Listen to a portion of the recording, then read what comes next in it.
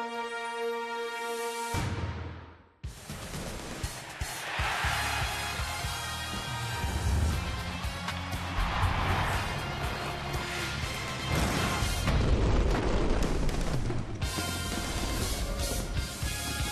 fans arriving at Turner Field tonight had nothing to fear, or so they thought, but Zombie Night is in full effect as both teams try to awake a struggling offense. It's the Phillies and the Braves tonight in Atlanta.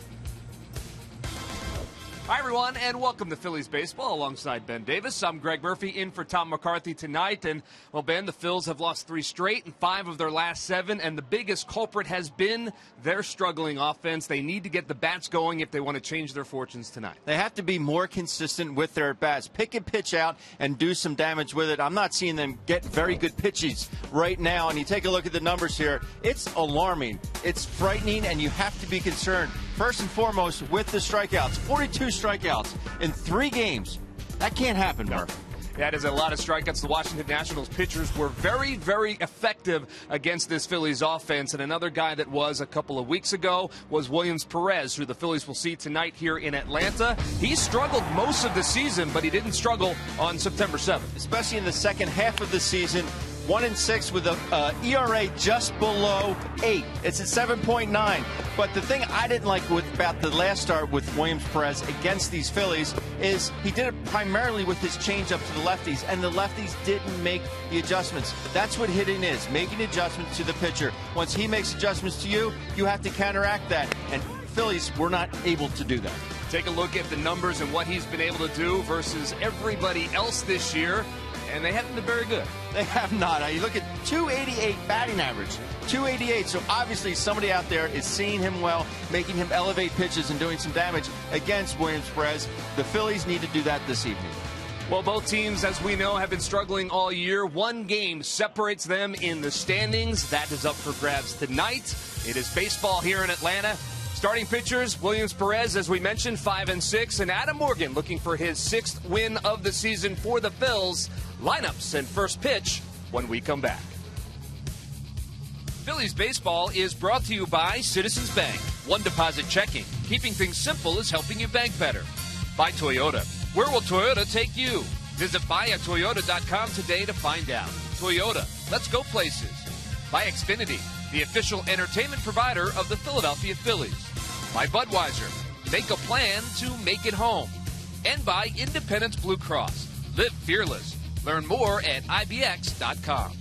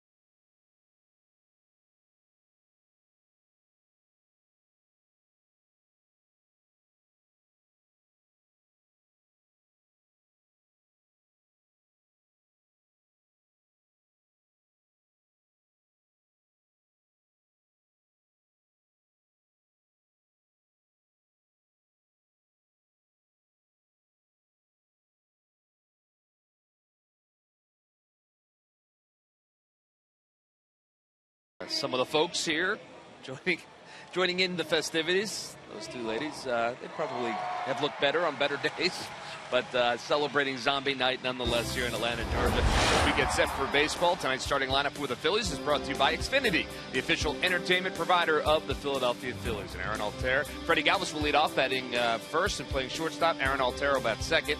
It'll be Herrera, Ruff, and Blanco. Cody Ashley playing third base. Cameron Rupp will do the catching. He bats seventh. Brian Bogusevic batting eighth and getting the start in right field. And pitching is Adam Morgan batting ninth. And they will face this guy, Williams Perez, with a 5-6 record in 17 starts this year. He's appeared in 20 games so far. And Ben, as we talked about at the top of the program, he has not been very good, but he has gotten a little bit better in the month of September.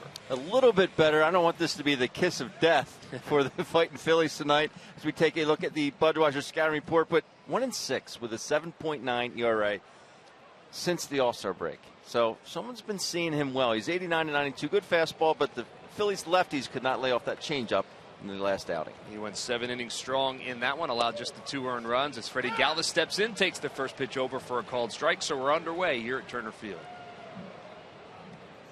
See Galvis's numbers: 265, 7 home runs, 41 RBIs on the season. Second pitch to Galvis, swings and misses, and that's quickly 0-2 to Freddie Galvis.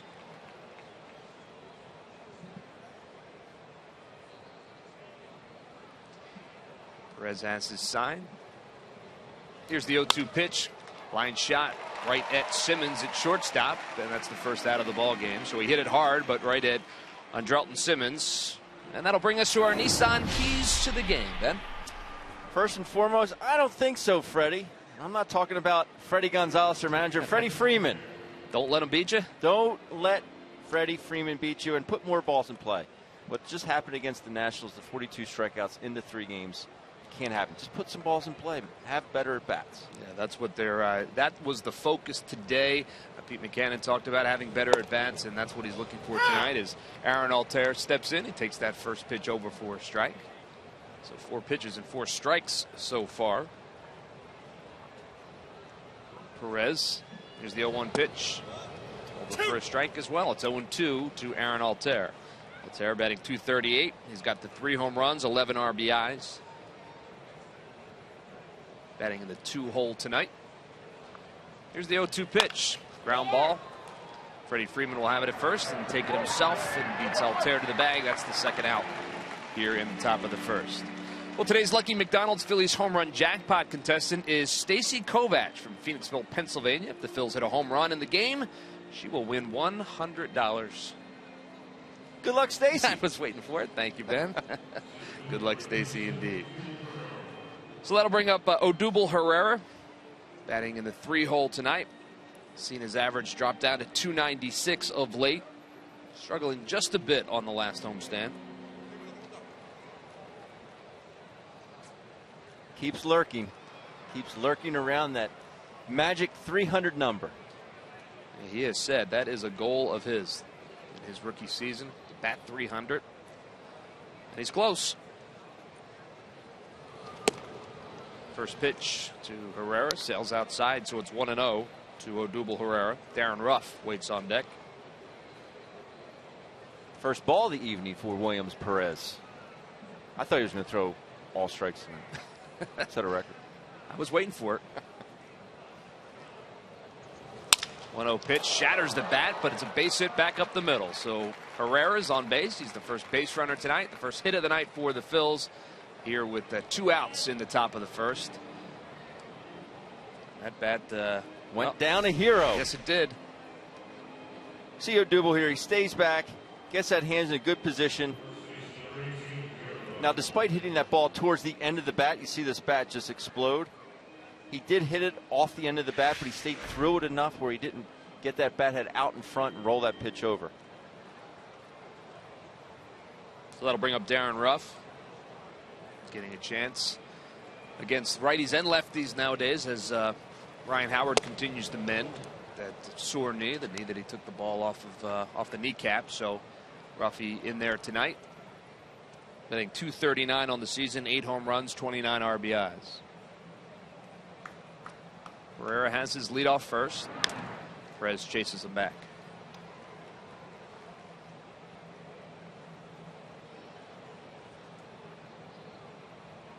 couldn't believe how much water they put on this dirt before the game started. They are out there for a long time. The 1-0 pitch is over the outside corner for a strike. It's 1-1. Guess it gets pretty dry down here. It does, but I mean, they were out there forever. You and I were sitting here watching them do it, and it was a lot. Outside for a ball. It's 2-1. I think our stage manager Jennifer just looked at me and said, "Did you just say water?" That's what he says. That's what I say. We understand that back in Philadelphia.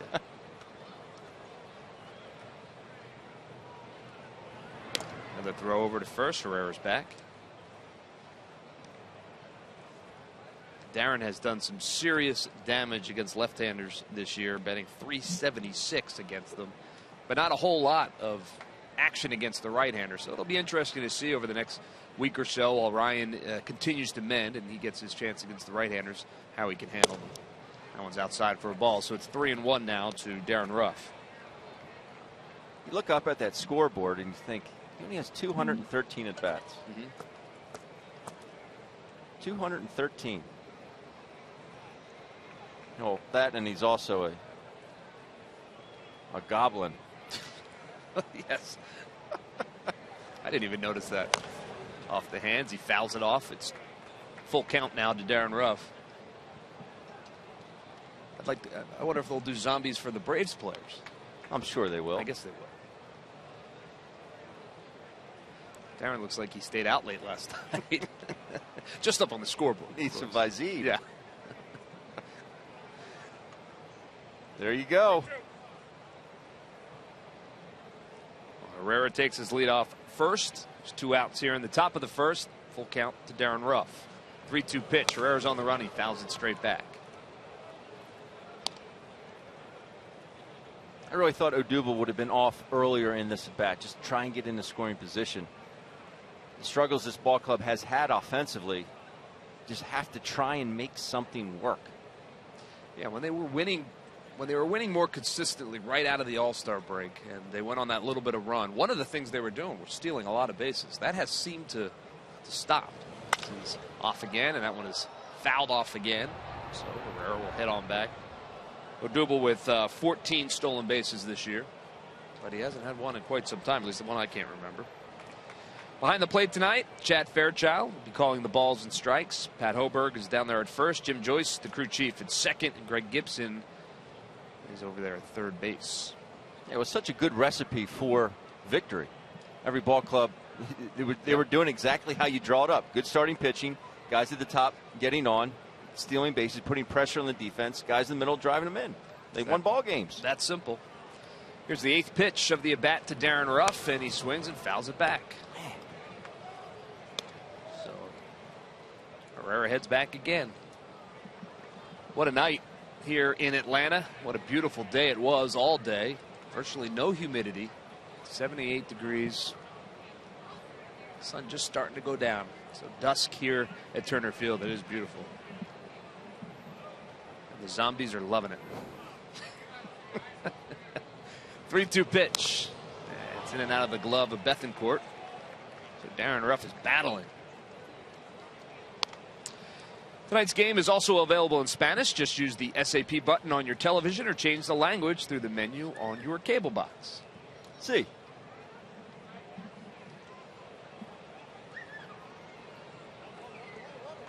Odubel's getting a workout. He sure is. So Perez is getting a sign from Bethancourt. 3-2 pitch. Line drive, foul. That almost took the head off of Pat Hoberg down there at first base. And those umpires have to hold their ground to a certain degree because they have to wait and make the call. Whether that ball is going to, once you get past the bag, it's his call. I would have hit the deck and then asked Sammy if it was fair or foul. That's what I would have done.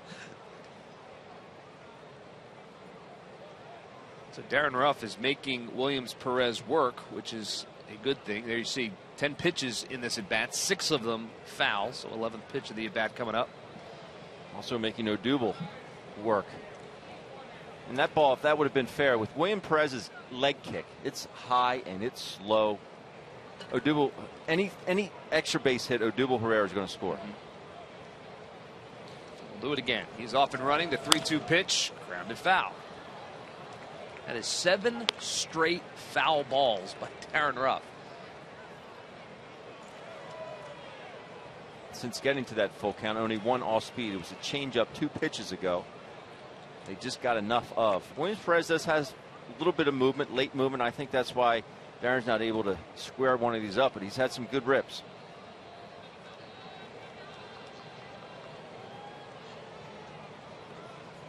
Herrera's off again. The 3-2 pitch. Fouled again.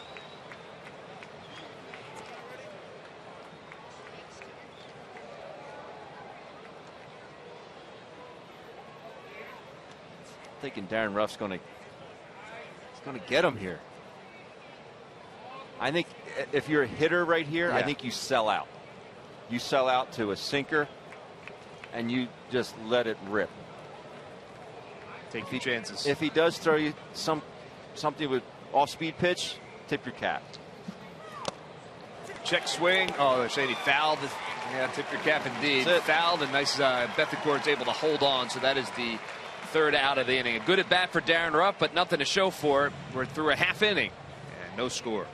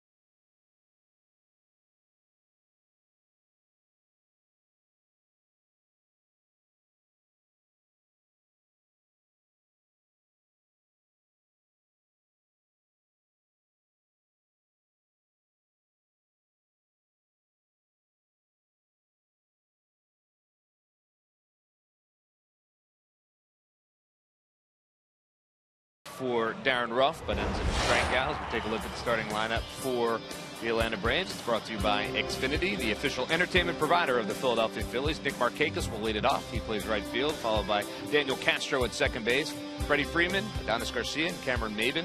3, 4, and 5. Simmons, Oliveira, Bethencourt, and Williams Perez batting ninth and doing the pitching. And there is Adam Morgan making his 15th start of the season for the Phils with a 5-6 record, ERA of 4.60. We've seen Adam Morgan, Ben, be very good this season. We've seen him get hit around a little bit as well. But he does battle. He always battles, and that's a good sign. He is not scared out there, that's for sure. We'll take a look at the Budweiser scouting report for Adam. We'll sit right at about 88 to 89. 4-pitch pitcher. Has struggled a little bit against the Braves this year. As Markakis fouls that one back. Count is 1-1 to Nick Markakis. 296 on the season for Markakis. 2 home runs, 49 RBIs. Batting .363 as a leadoff hitter. It's been good for the Braves. On the outside corner for a strike, it's 1-2.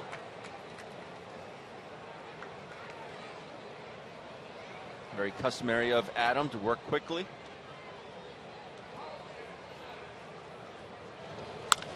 And that one is poked in the left field over the head of Kodiashi and into no man's land. You couldn't place that one any better, and that's a base hit for Nick Markakis. and the first hit of the evening for the Braves. During the 2015 season, Turkey Hill, the official ice cream of the Phillies, will contribute $100 for each Phillies victory and 5 cents for each carton of Phillies Grand Slam ice cream, sold to support the Phillies youth baseball and softball programs. That'll bring up Daniel Castro.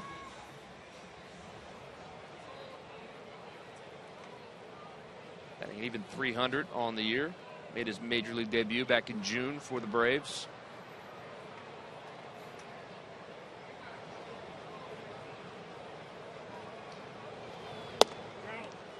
First pitch is outside for a ball.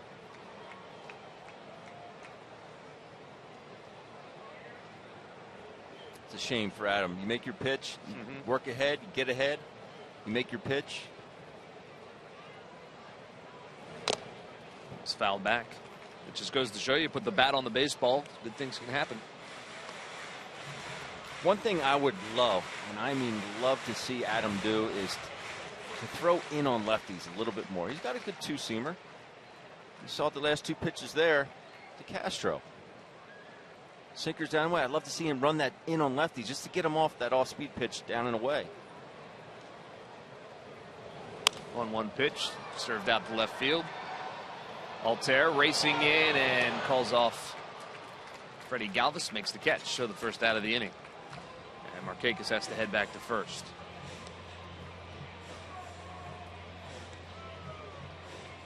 So Freddie Freeman is the batter. 275, 16 home runs and 56 RBIs for Freeman. You know a team is struggling offensively when Freddie Freeman has 56 RBIs. That is the truth. He's a scary looking zombie. Yeah, he is. I don't get the whole zombie thing, to be honest with you. He drills that one into right field, but right there is Brian Bogusevic, and he makes the catch. 2 outs. I guess Adam heard me. A little inside on those lefties. But that's just something, again, if you're going to make your living not being a power pitcher, Adam's not a power pitcher. Yes, he'll get it up 90, 91 at times, but if you can get in on these lefties, it's just going to get you. I mean, that's a good pitch, and Freddie knew it right away. Yeah, I got jammed, but it's going to get them off that breaking ball, off that fastball, down and away. It's exactly what Markakis did because he's diving out there. The left fielder Adonis Garcia comes up. First pitch swinging again. Herrera going back on it. Got a good jump at the warning track, but that's off the top of the wall. Markakis is rounding third. He is going to score. Garcia will cruise into second for a double. And just like that, the Braves are up 1-0. They threw behind Garcia, getting him at second base, but he was safe. I think Andres Blanco wants to look at that. This ball is drilled. First pitch, heater, drills it off that center field wall. I think O'Doul, even if he's Spider-Man, he's not going to catch that one. Nick Markakis off and running with 2 outs, makes it home easily. Yeah, he scores easily. Looks like Garcia may have tweaked something, diving back into the bag. So Terry Pendleton out there checking on him. Jim Lavelle, the assistant trainer for the Braves, also out there. And says he's okay. So he'll stay in the game down there at second base. Herrera got a good jump on that. And I thought at first maybe he was going to track that down, but that hit high up over the wall. So ball just took off. Had great carry on this baseball. Ooh, that was pretty close. They're looking at that right now, and he is out at second base. Jim Joyce coming out and calling it right away. Jim Joyce is saying he's out. No one's paying attention down there on the field. But nice play by Darren Ruff. Now there seems to be some confusion. They're going back on headsets.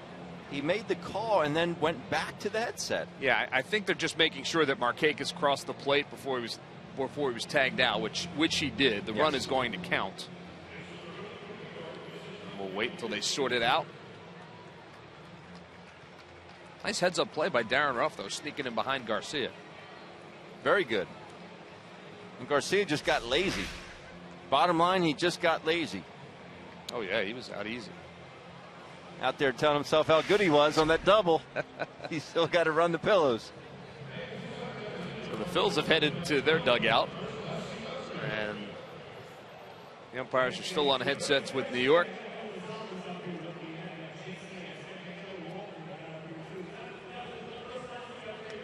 And the run does count. So that's what they were looking at. It's official. Kind of a strange play to end the first. The Braves take a 1-0 lead.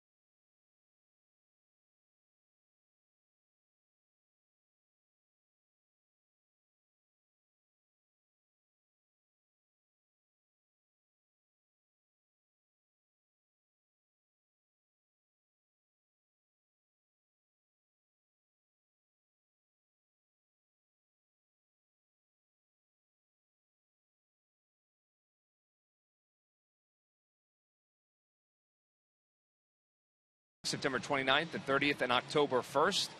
All three games at 7:05. New York Mets trying to hold on to their first place in the NL East. They'll have to go through the Phillies to do that. You can come on out to the ballpark, order your your tickets at Phillies.com. 1-0 Braves as we head to the top of the second. Our out-of-town scoreboard, the Yankees and Mets. Battle of New York City. It's all tied up at 1.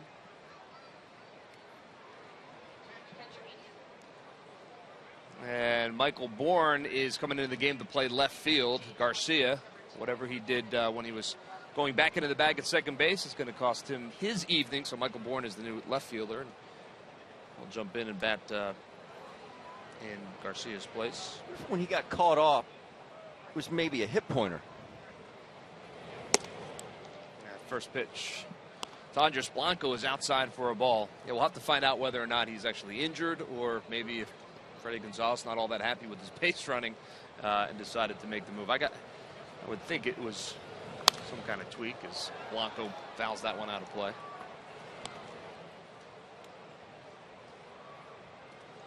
That's what I'm thinking. You're not going to let the guy go all the way out there. The left field, and then, although no trainers are heading down, probably already know his condition. He's probably just upset with the way that play went down. As he should be. As you said, he fell asleep. Can't do that. Good man right there, Freddie Gonzalez. Good man. Count is 2-1 to Andres Blanco. 2-1 pitch. Fouled off. It's 2-2. If that is the reason, because he was upset about his base running, good time of the year to do it, especially with these younger guys up here. Hey, guys, I don't know where you were before, but that's not going to float up here. Maybe he is injured, but we'll have to wait and see. 2-2 pitch is low for a ball. It's 3-2 now to Andres Blanco, batting .295, 5 home runs, 19 RBIs. We've talked about it time and time again. What a pleasant surprise he has been all season long as a pinch hitter, and now as he's been inserted into the starting lineup when Franco got hurt. Now Hernandez, he has been really good. That one is a ground ball. Second base, Castro over to Freeman for the first out of the inning. So Blanco's down 4-3. And that'll bring up Cody Ashe.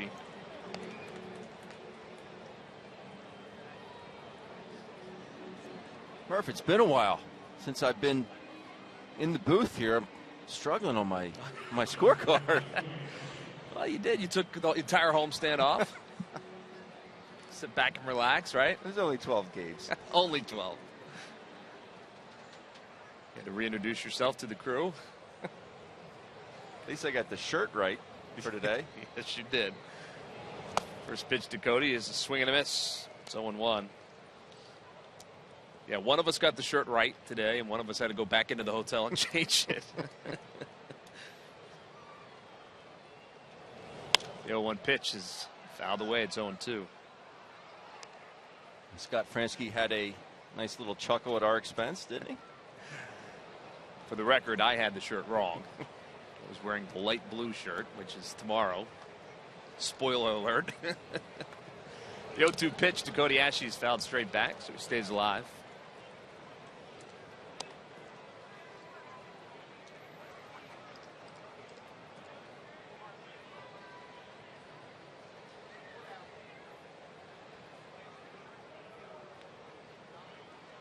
The 0-2 pitch, swing and a miss, and he got him. So the first strikeout for Williams Perez.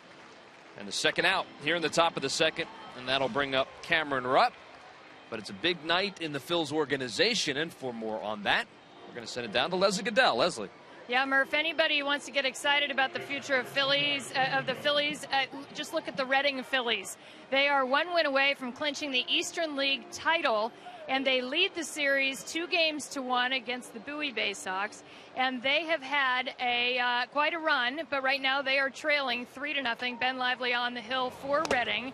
They're coming off a win yesterday. Nick Williams has been spectacular in this postseason where Reading's gone 5-1 so far. Just that one loss in the second game of this series. Jake Thompson with 1 earned run, 16 innings pitched in 2 starts. He had a great night last night. Williams hitting .290 with 3 home runs, 5 RBI in 6 postseason games. And these guys right now, Murph, are confident and cool, calm, and collected. It's going to be very interesting to see how they respond to the game tonight. And if they have to go to another game, then this is the kind of group that right now has the confidence that they just take it 1 game at a time. Yeah, here's hoping that they can mount a little bit of a comeback and win tonight and take home that Eastern League Championship. That'll be very cool as that one sails outside to Cameron Rupp. It's 1-2 to him. But, man, their bats through the postseason, they have been really scoring a lot of runs. So you got to believe they're going to put some on the board tonight. You hope they would. And you hope they can come back or in this ballgame and win that series. Cameron Rupp, line drive to right field. Markakis just watches it sail over the wall. Home run for Cameron Rupp off the end of the bat. And that's his first home run in September and his 9th of the season. A big, strong man. I'll tell you what. I thought that was just going right down the line. It came off his bat hot, and then I looked immediately at Markakis in right field, and I said, ball's out of here. Good carry to right field on that ball. As long as he can trust himself, it's a good approach there, 1-2. Taking a good approach. You know what, I'm going to take my base hits to right field, but that ball was elevated. He drove it right on down the line. Just clears the wall out there in right field, about 335. And with that home run, Stacy Kovach from Phoenixville, Pennsylvania has won $100 courtesy of the McDonald's home run jackpot. So congratulations to Stacy. Way to go, Stacy. So we're all tied up at 1, and that'll bring up Brian Bogusevic. Bogusevic was 6 for 21 on the latest homestand, batting .286 overall for the Phillies.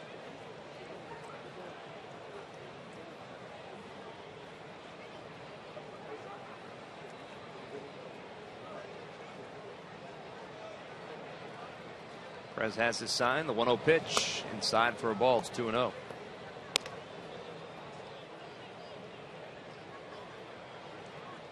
I still can't believe that ball went out. Big, strong man, Murph. He is. 2-0 pitch. Grounded to second base. Castro has it. Goes over to Freeman for the final out. But not before the Phils were able to even this one up on a Cameron Rupp home run. His 9th of the year. We're all tied up at 1.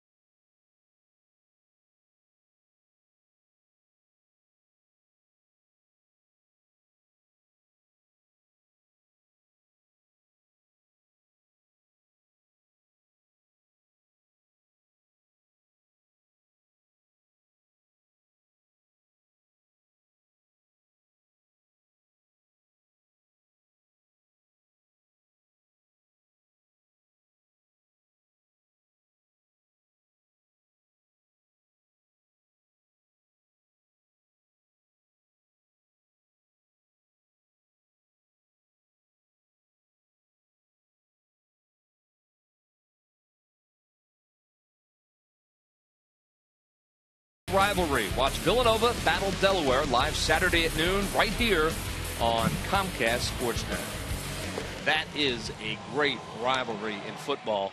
I've been on the sidelines for Villanova, Delaware many, many times, and it is always fun. They are both Division I AA, correct? Mm-hmm. The football championship series nowadays, the FCS. But, man, they've had some great battles over the years. Of course, Andy Talley does such a great job with Villanova. I was, back in the day, Casey Keeler was the head coach in Delaware when I was doing sidelines, and both guys won a national championship. Mm-hmm. So Cameron Maben will step in. He's batting .265, 10 home runs, 52 RBIs on the season. He was next man up when Garcia got caught off second base. Still trying to figure out if Garcia is hurt or if he was just pulled from the game because of the base running blunder. We'll try to find that out for you, but he's sitting on the bench and sure doesn't look like he's hurt. And they have not announced any kind of injury up here in the press level, which they normally would, so makes you wonder. If you're a player on that bench, that gets your attention really quick. I bet. 2-0 pitch. It's popped up on the infield. Freddie Galvis calls it. Makes the catch. Take another look at the play. It eventually was a 9-4-3 put out at second base. And there's Darren Ruff applying the tag. Garcia said, uh-oh. He was kind of watching, I think, his double up on the scoreboard here, the video board here at Turner Field. Ben, that's a no-no. Frowned upon in the big leagues. Watch it later.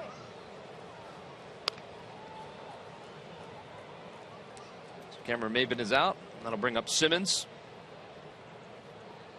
It's 1-0 to him. Here's the 1-0 pitch. Outside for a ball. It's 2-0 to Simmons. He's struggled most of the year as Andrelton Simmons, but has started to get hot of late. He has hit safely in 8 of his last 10. He's 13 for 39 in that time. 333. And he's a guy that when you look at his numbers this year, you shake your head and say, you know, what happened to him offensively? And they've really missed his bat. They sure have. He's a bigger guy. We know what he can do with the glove. But 3 homers? Yeah. No, he's definitely better offensively than that. He can pick it, though. He sure Great can. arm. Great arm. See, 1 year ago, the average down a bit, but the power numbers up. Fouls that one straight back. It's 2-2. Cameron went out to the mound and said, you got to keep that front shoulder closed. Adam flying open with that lead shoulder, that right shoulder. You throw that thing open, you're just throwing with all arm. B, you're not getting yourself a chance to get on top of the ball. He waves through that one, and it's a strikeout for Adam Morgan. His first of the night, second out of the inning here in the bottom of the second. There's getting fooled, and then there's this. This is a right on it. Way out in front. Watch this right shoulder. Stays closed, tucks that glove. What that does enables you to get on top of the baseball and get that good action on that pitch. So Hector Oliveros steps in, the third baseman. 0 for his last 15. I think just 200 on the season. Swing and a miss. It's 1-1. Don't think he was trying to shoot that one to right. You don't think so? What gave that away? Here's the 1-1 pitch. Well, he does poke that one to the right side. Darren Ruff flips it to Morgan for the third out of the inning. So 1, 2, 3 go the Braves in the bottom of the second. And we'll head to the third. And we are all tied up at 1.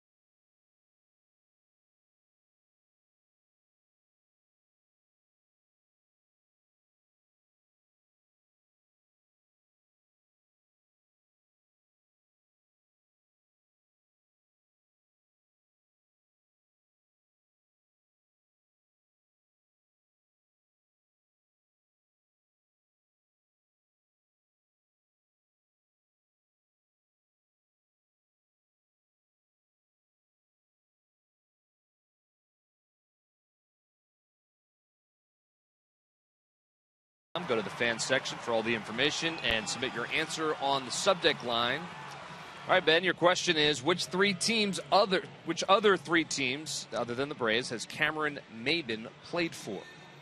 That answer is going to be revealed later in the game. Three other teams. Three other teams.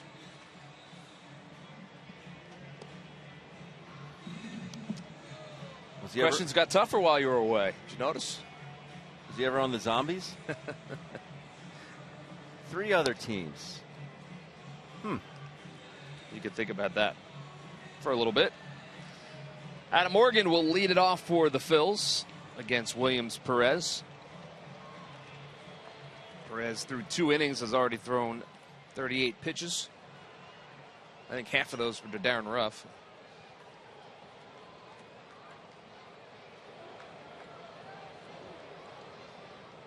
Morgan steps in from the left side. First pitch is over the outside corner for a strike. Williams Perez, very much so a max effort guy every time. That windup, there's a lot into it. That one's off the handle and into left field. Going back on it is Michael Bourne. Just checked into the game, makes the catch for the first out of the inning. Just a reminder, your full and partial ticket plans for 2016 season tickets are now available. You can guarantee your locations. Special season ticket holder only benefits as well. Deposits now being accepted for new season tickets. You can call 215-463-5000 or visit Phillies.com for more information.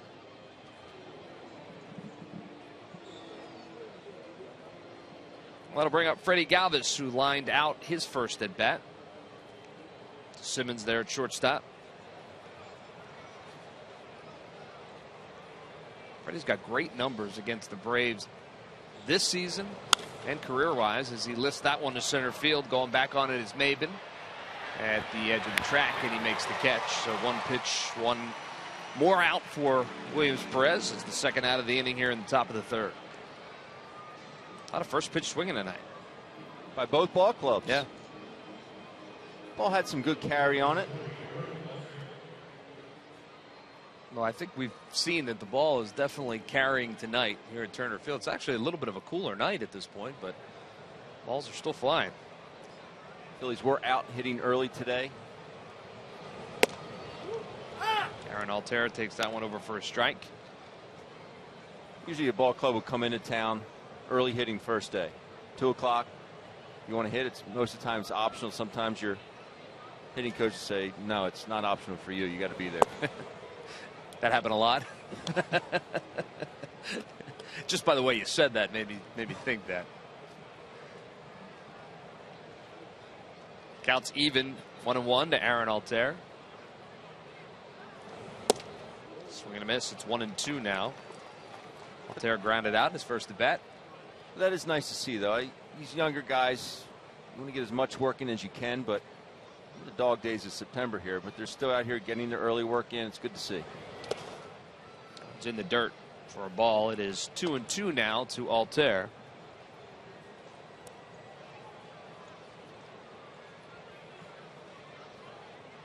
Perez has done a nice job getting ahead in the count. 7 of his 11 batters he's faced. First pitch strike. Here's the 2-2 pitch now. Swing and a miss, and he got him. Second strikeout for William Perez, and the Phillies go down 1-2-3 in the top of the third. No runs, no hits, no errors, and nobody.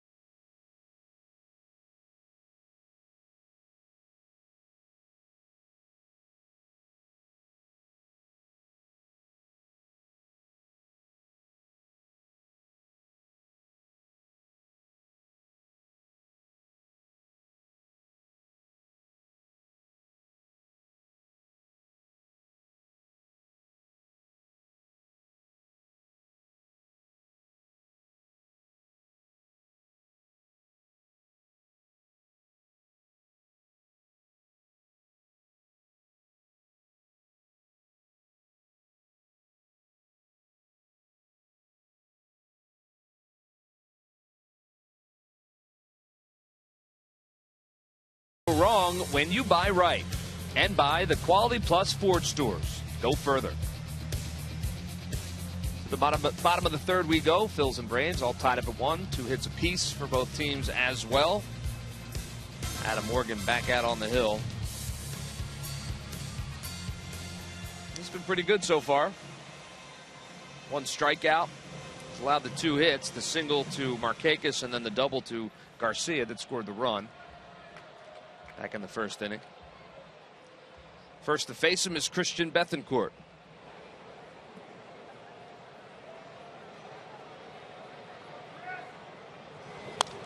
Swings at the first pitch and fouls it back. Bethancourt 204 with 2 home runs and 12 RBIs. He's supposed to be their next Javier Lopez coming up for the Braves. You see those offensive numbers really down. 204. Just the 2 home runs. Big kid, very good arm. Very good arm behind the plate. Good soft hands, you know, and just hasn't done it offensively for them. That one's in the dirt. It's 1-2 to Bethancourt. And it's early. I mean, he certainly could turn it around. Yeah, you look at A.J. Pierzynski right there. He's 38 years old, hitting .321 this year. He has been, you know, came in to be their backup catcher at the beginning of the season. We played so well that Freddie Gonzalez couldn't help but play him as the starter. 1-2 pitch off the end of the bat and foul. So we'll do it again. Count remains 1-2.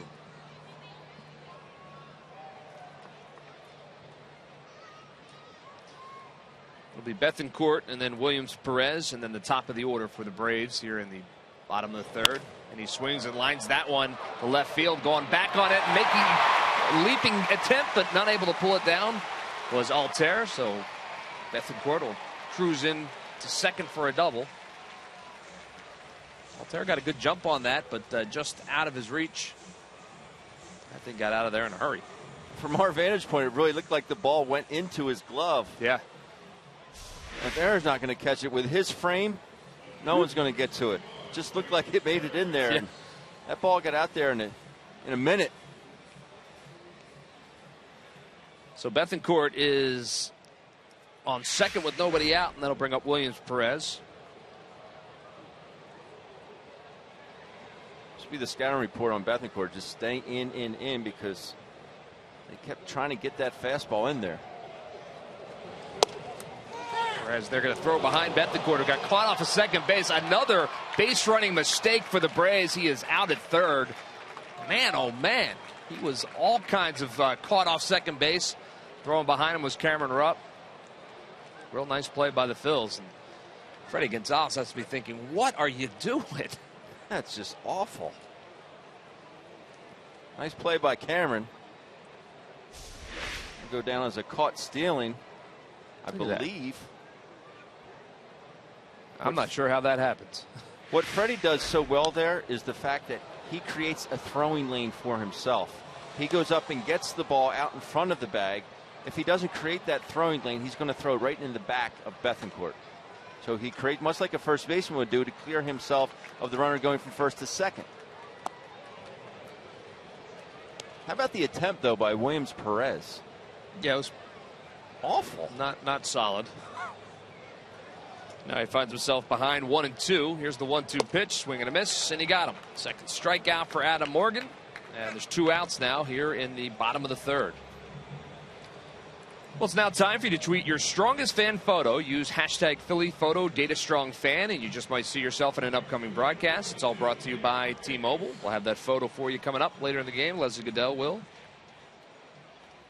So another base running mistake for the Braves has cost them here in the third. There's nobody out. Yeah, and that was a blunder for sure. Well, Nick Markakis will step in. He singled to start off the game. He takes that one over for a strike. It's 0-1. Here's the bunt attempt by Williams Perez. Look at the, at least act like you want to be up there. Pretend you want to be up at the home plate. That's just. And what's remarkable is Bethancourt, from that camera shot from center field, he wasn't even in the frame. No. That's how far off second base he was. An aggressive secondary. And that's a fly ball to left field. Altair is there, and he makes the catch. So the Braves get an extra base hit in the inning, but nothing to show for it. Adam Morgan's family is here, and they're liking what they see. We're going to head to the top of the fourth. Phillies and Braves all tied up at 1.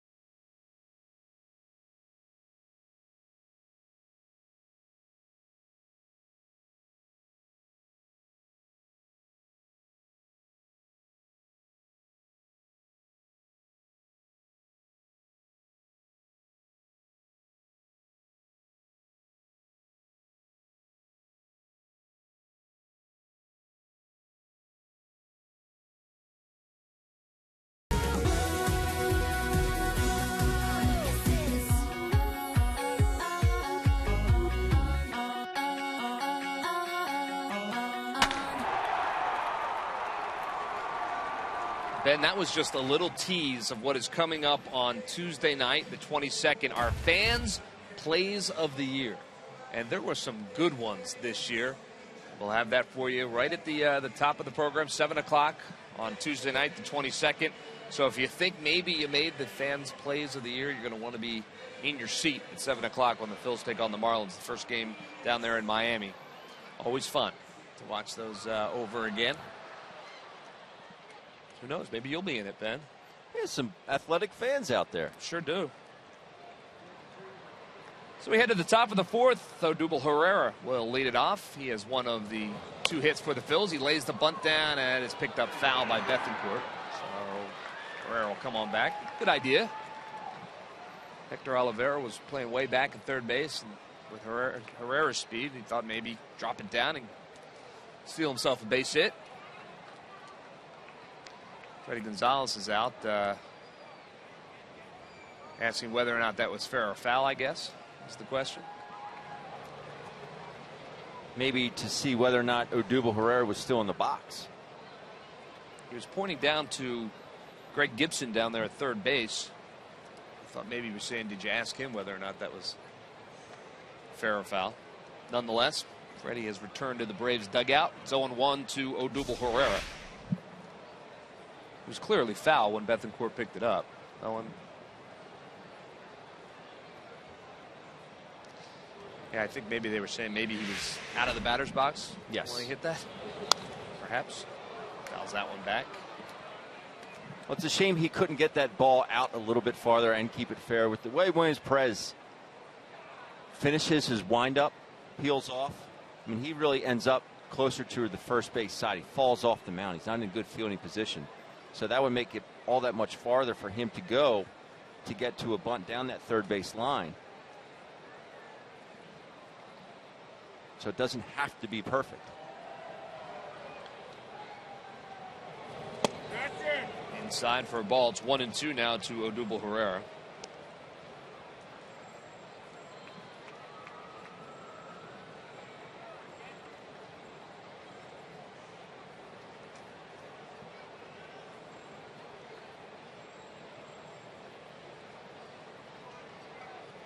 Has his sign. Here's the 1-2 pitch. Foul back. Stays 1-2.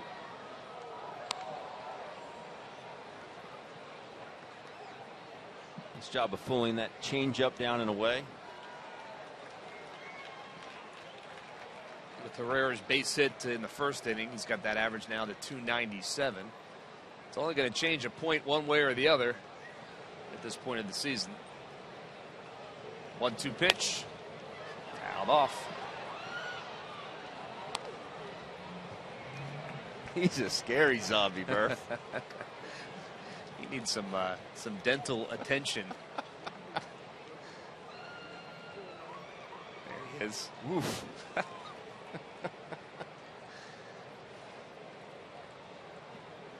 It's a little distracting when you're at the batter's box. Here's the 1-2 pitch. Fouled off again. We are wasting some baseballs here tonight at Turner Field.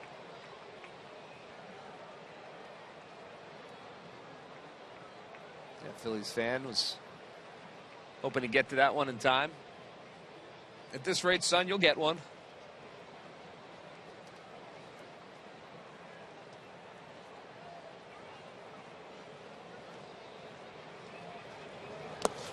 Check swing. He did not go, says Gibson. So it's 2-2 now to Odubel Herrera. Putting together another very good at bat. So he's seen fastballs and changeups away. Back foot breaking ball there. He's seen them all. He hasn't tried a fastball away yet. So here comes the 8th pitch in this at bat. The 2-2 pitch. Fouled away.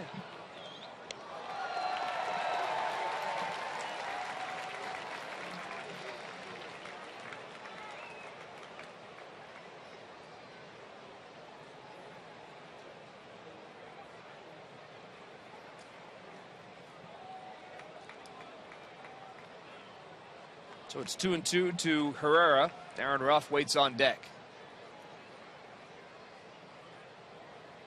2-2 pitch. Outside for a ball. The count is full.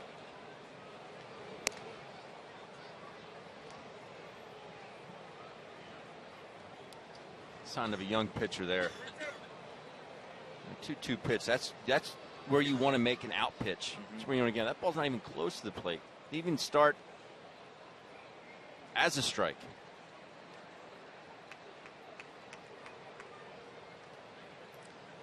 Three-two pitch. Grounded back up the middle. Making a play is Castro, and one hops Freddie Freeman, and Herrera beats it out. Bang, bang play at first base. Nice play by both Castro and Freeman to even make it close. You got to think that the Braves will take a quick peek at that. But he got down the line. I was going to say kudos to Herrera because he was busting it down the line as he always does. You see, I think he was safe. Quickly he gets out of the box.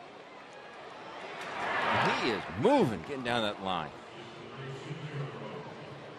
And there you see, good call. Like he was safe. Good call. Speed kill. Pat Hoberg. Yeah, we've seen that a lot this season out of Herrera. We've saw it out of Hernandez many times, making things happen. So that's his second hit of the evening, and he's at first. Darren Ruff, first pitch swinging, and lines it foul. So Herrera 2 for 2. A new weapon. Darren Ruff had a terrific at bat in his first at bat. It ended up being a strikeout, but he saw double digits in pitches, fouled a lot out. 13 pitches in all in that at bat. Let's see what he can do here. 17 of Perez's 42 strikes have been foul balls. How about 17? That 18. I'm sorry, 18 now.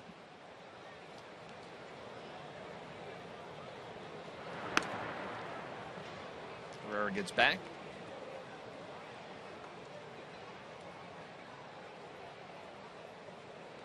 I'd like to see Odubel make something happen on the base pass right now. That one sails outside. It's 1-1 now to Darren Ruff.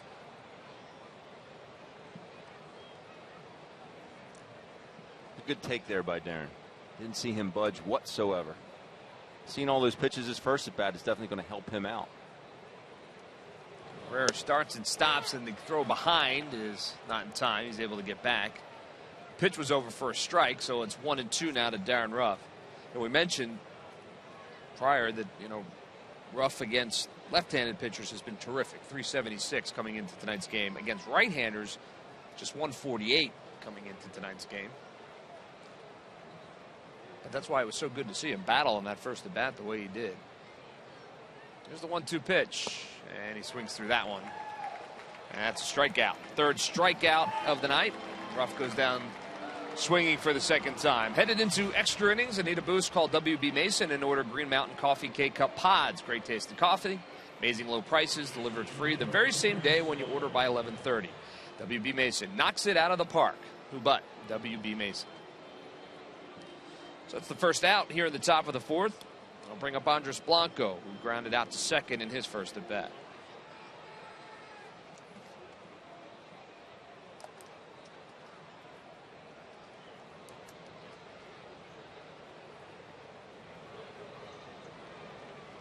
First pitch to Blanco is lined into left field for a base hit. So 2 men on now for the Phils with 1 out, and they've got something going here in the top of the fourth.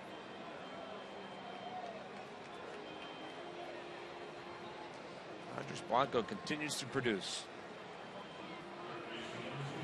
Looks like it was supposed to be a fastball in, but fights it off, and if you can take that pitch to left field, your swing's on the right plane. You can hit any pitch with that swing. Well, that'll bring up Cody Ashe with a chance to maybe put the Phils in the lead.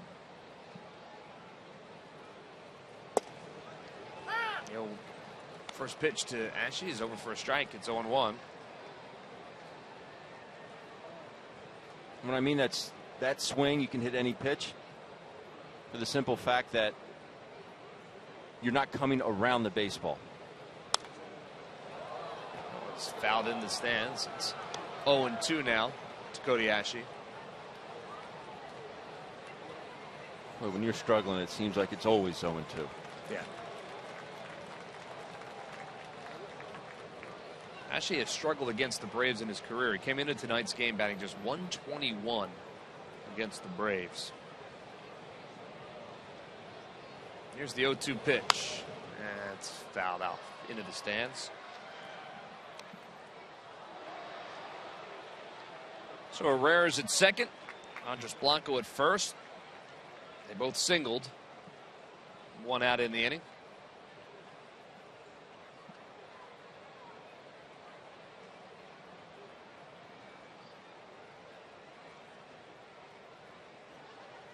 Here's the 0-2 pitch. That's a little bit low for a ball. It's 1-2.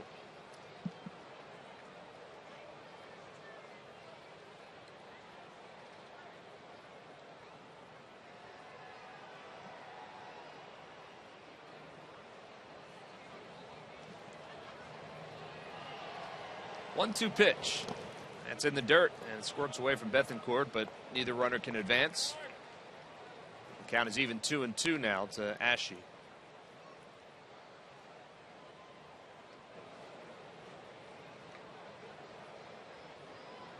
So you can get something in the gap. Those rabbits run out there. Set them free, Murph. I would agree. The Braves have gotten 2 guys down there to second base, but at neither time did they have a chance to score them because both made some blunders over there at second. So this is the first runner in scoring position for the Phillies. And really for either team, if you stop and think about it. Yeah.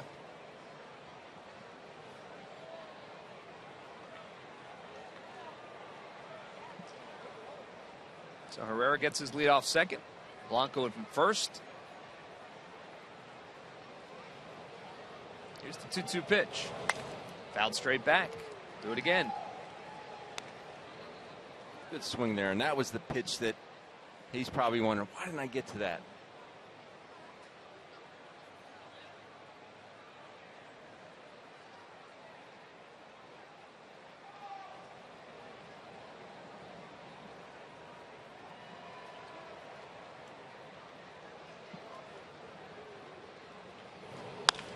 That one is poked into center field. Maben going back, and he's at the track. Looks like he'll have room. Herrera not go back and tag. He was leaked off second base a little bit. And actually gave it a ride, but maybe able to make the play. About 395 in center field, so that's the second out of the inning. Well, we're tied 1-1, and the reason why is Cameron Rupp. I'm still trying to figure out how this one left the ballpark, but it sneaks over the wall and right field, and that gave the Phils their only run, ties it at 1. And Leslie, Cameron Rupp has, continued to impress both offensively and defensively this year. Yeah, Murph, his offense really picked up in August, where the bulk of his offense has come this year. But he's caught 27 games since the beginning of August. He has 8 home runs, 19 RBIs since then. This was his first home run in the month of September. But I spoke earlier to interim general manager Scott Profrock and asked him if Rupp has made himself into a guy or proven that he can be an everyday catcher. He was reticent to go that far, but he did say that they weren't sure he could shoulder the load, and he's taken advantage of his opportunity. He still has to learn a little bit more about game calling, but they love the way that he controls base running. He's thrown out 38% of would-be base stealers, so he's been fantastic. The one thing he's got going against him is he's got some competition down in the minors now, with Andrew Knapp hitting .360 this year. And, of course, you've got Jorge Alfaro coming up as well, so they've got some depth at that position that they haven't had in a very long time. So Rupp's going to have to really be on his game and continue to prove himself. And that is a good problem for the Phillies, no doubt about it. But I think Leslie's right on it. And, Ben, we've talked about it, time and time again. The one thing that really stands out in Cameron Rupp's game is his arm and his ability to control that running game, as Leslie said. It is very, very good. That arm is, I'm telling you, I don't remember it being that good last year, but he throws some rockets. Yeah. But calling a game, especially at this level, because you have all these younger guys up here and you have scouting reports. Just because you have a scouting report doesn't mean that you can attack every hitter the same. And I think that's something that he's finding out. Because just because, say, Greg Murphy's on the mound or Ben Davis on the mound, well, they have different stuff, so they can't attack hitters the same way. And that's a learning process. Exactly. Obviously. 1-2 pitch. He holds up. It's 2-2 now to Cameron Rupp. And we just threw that graphic up there. It took him a while to get that first home run in his major league career. But then, again, as Leslie said, in August, he exploded for those 7 home runs. I mean, he was right there in the mix when you talked about rookie of the months in the month of August. Cameron Rupp was in the conversation. Now, tonight's his first home run in September. But, they tend to come in bunches for guys like Cameron Rupp, so maybe he can get going on that as well. Well, I look back at the home run he hit in San Diego, dead center field, off Quackenbush. I believe it was the 13th inning. Dead center at night at Petco. You realize how strong you are, and you don't have to pull everything. A lot of his home runs have gone to center field, to right field. Well, here's the 2-2 pitch, and it's low for a ball, so full count now to Cameron Rupp. Runners at first and second. They'll get a jump with 2 outs here. In a big spot in the ball game early on. Cameron looks to add another RBI to his tally. It's the 4th full count for Williams Perez tonight. 3-2 pitch, swing and a miss, and he got him. That pitch was outside. It was ball 4, but Cameron Rupp was chasing. And the Phils, well, they got a little something going with a couple of base hits, but nothing to show for it. And we're headed to the bottom of the 4th. L tied up at 1.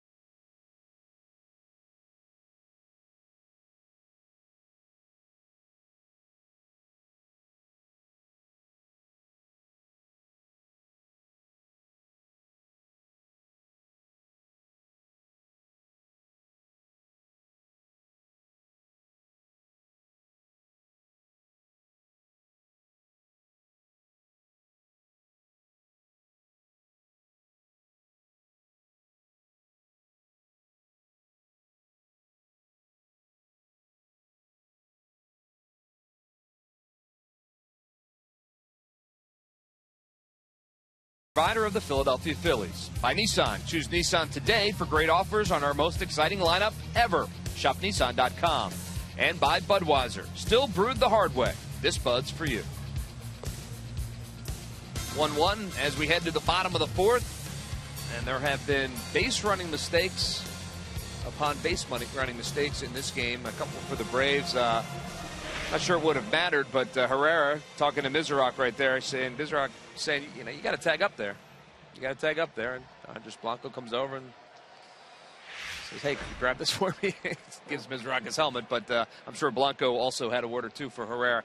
Those are the kinds of things that, as good as he has been this year, Odubel Herrera, again, still learning. And again, I'm not sure it would have mattered, but maybe a pass ball or something, he would have been able to score, so you need to get down there to third. Ball's inside to Daniel Castro, who flew out to Aaron Altherr and left in his first at bat. Look what Odubel did early in the season in San Diego. There was one out. As that one is grounded up the middle. Freddie Galvis comes behind second base and makes a low throw to Darren Ruff, who pulls it out of the dirt, and that's the first out of the inning. A nice play by Freddie Galvis. One out. He's on second base. Ground ball hit the third. So he kind of stutters there at second base. The throw is made from the third base in the first. Odubel takes off. He goes to third base. Now there's two outs. You think, oh, big deal. Two pitches after that, it's a ball in the dirt, and he scores on a wild pitch. As soon as you realize that ball is going to be caught and it's going to be deep enough, especially with his speed, you have to get back and tag up. Freddie Freeman is now the batter for the Braves as the Phils shift their defense in the infield. Andres Blanco watches that one go out over the Phils dugout and then doesn't count, Freddie. No, that was Freddie. Yeah, that wasn't Andres. Andres is on the other side of the diamond. Freddie sold it. So Galvis is the only one on the left side of the infield. The other three guys have moved over. 0-1 pitch to Freddie Freeman. Fouled back. It's 0-2 now. Seen three pitches this evening. Swung at all three. Yeah, he flew out to right field in his first at bat. Did Freeman.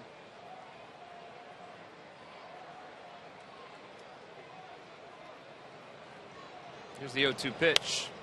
It's fouled out of play.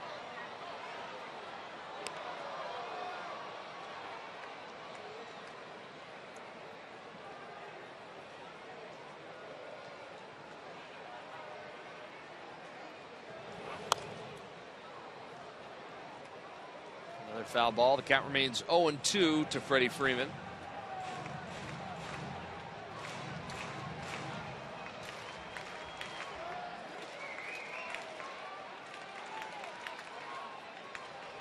Morgan has his sign. The 0-2 pitch.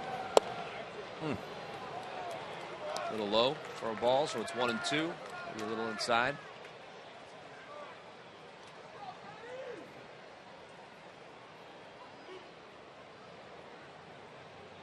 Here's the 1-2 pitch.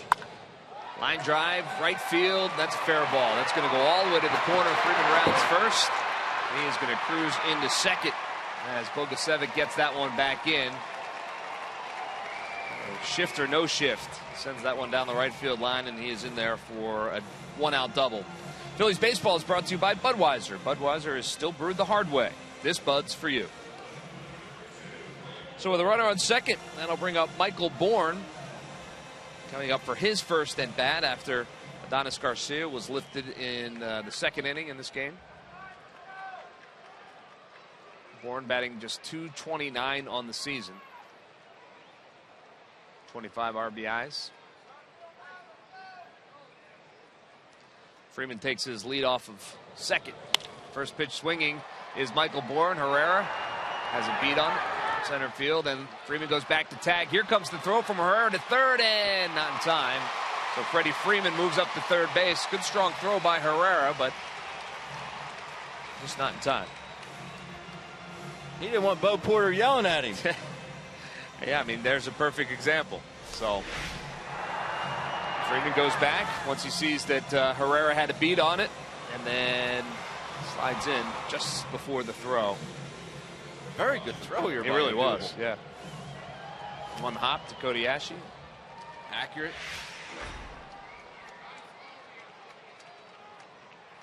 So that'll bring up Cameron Maybin. Popped up to the shortstop in his first at bat. 2 outs, runner on third. And the first pitch to Maybin is a base hit back up the middle. So that'll score Freeman. And Braves take a 2-1 lead. And I wonder if that would have scored Freeman if he had not been on third base, if he had been at second. It most likely would have, because the ball's not hit terribly hard. But it does eliminate all the doubt. Freddie tagging up on that ball, which I don't think was as deep as the ball that Cody Ashe hit to center field. Yeah, you're probably right about that. I don't think he was nearly as deep. So the Braves have a 2-1 lead. That'll bring up Drelton Simmons.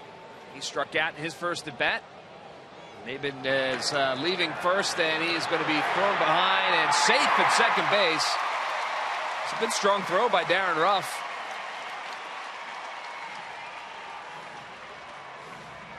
But take another look. An even better slide by Cameron Maybin. It's a nice play by Adam Morgan. Yeah. If anything, the throw's just a little bit high. See how he creates a throwing lane for himself? Throw just up a little too high. Get that throw maybe down towards the base a little bit more. It's going to be a 1-3-6. Stolen base for Maybin, his 22nd of the year. Gets himself in a scoring position, and Simmons drills that one into the gap in left center field. Herrera on the run at the track, and he makes the catch. And he lost track of the outs. That's the third out of the inning. He got that back in a hurry, but he didn't really need to. Nice play by Herrera out there to track that one down. But the Braves get a run here in the fourth. They lead it 2-1.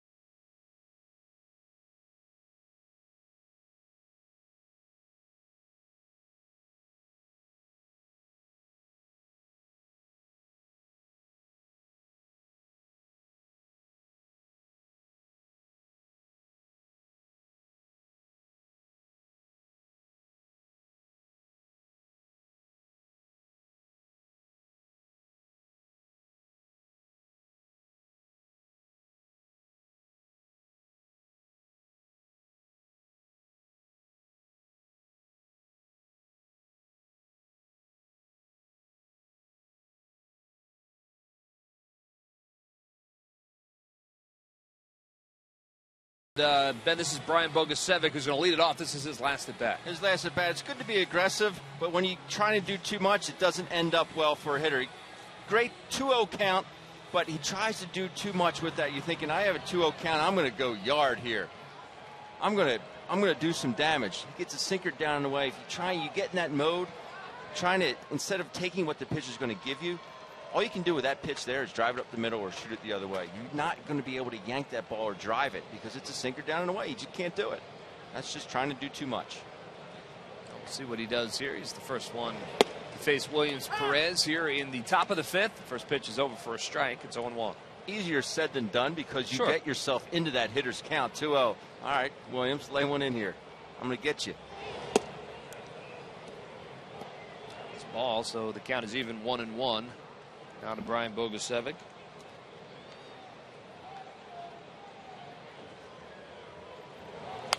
1-1 pitch, poked foul, so it's 1-2 now to Bogusevic, who's getting a chance to get some playing time as different guys are on the mend, and he's played well since being called up by the Phillies. Found himself in the 3-hole the other night. Yeah. Here's the 1-2 pitch, and he's inside for a ball. Low, 2-2. That was a short one. Just look like my putts today.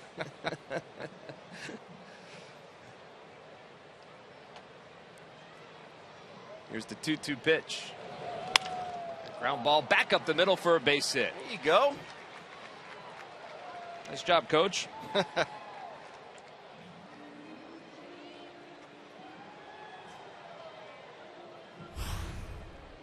There's Garcia, by the way, who we told you was taken out of the game, we think, in the second inning. He made that base running blunder early in the game where he had doubled. And he was kind of watching himself up on the big screen, and Darren Ruff snuck in behind him, and the Phils were able to get the final out of the inning. He's back out on the bench, but he looks unhappy. You go to the yard every day to play. Yep. And you make a mental mistake like that, and you got to sit and watch for 8 innings. I'm sure that Freddie Gonzalez will have some more words with him at some point. Use it as a teaching moment, but right now all he can do is sit and say, "Why was I watching the big screen?" Yeah. You know, I don't. Maybe there won't be any more. I'm sure Freddie said what he needed to say. Yeah. Hey, no hard feelings, but that's not going to happen.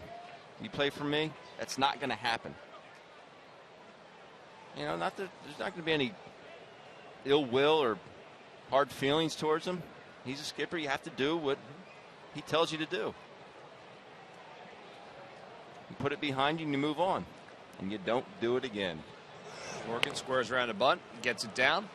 Bethencourt picks it up. His only play is at first, so good sacrifice from Adam Morgan. Moves the runner up. Bogusevic moves to second, and that's the first out of the inning. All right, well, it's time now for the Jeep Stump the Fans trivia question answer. We asked which 3 teams other than the Braves has Cameron Maybin played for?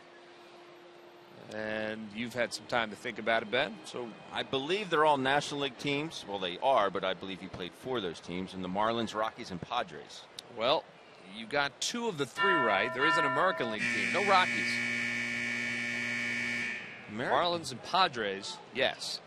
Huh. Bogusevic takes his lead off second. First pitch to Freddie Galvis, over for a strike. And here's your answer. I'm going to take it. Well, no guess. Tigers. Tigers. Huh. That is your answer. You can log back on to see if you're a winner on tonight's Jeep Stump the Fans. Ben, you are not a winner. I am not a winner. You will not be taking home the home version of Jeep Stump the Fans tonight. 1-1 pitch. Freddie Galvis swings through it. It's 1-2. I'd like to see hitters make those adjustments, though. Bogusevic, change up down and away, shoots it up the middle. You know, that tells me that he learned a little bit from his first at bat. And that's what you're looking for. Yes. Making those adjustments. Here's the 1-2 pitch. Galvis sends that one into the seats. So it remains 1-2. Phils trail it by 1 here in the top of the 5th. Braves got 1 in the first and 1 in the 4th. Phillies countered with 1 in the second. Cameron Rupp's solo home run.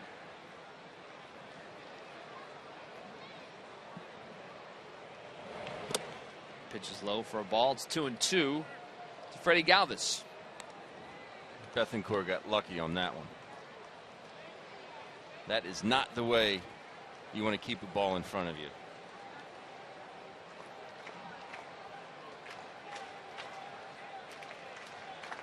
Perez gets his sign from Ben, turns and throws. Bogusevic able to get back.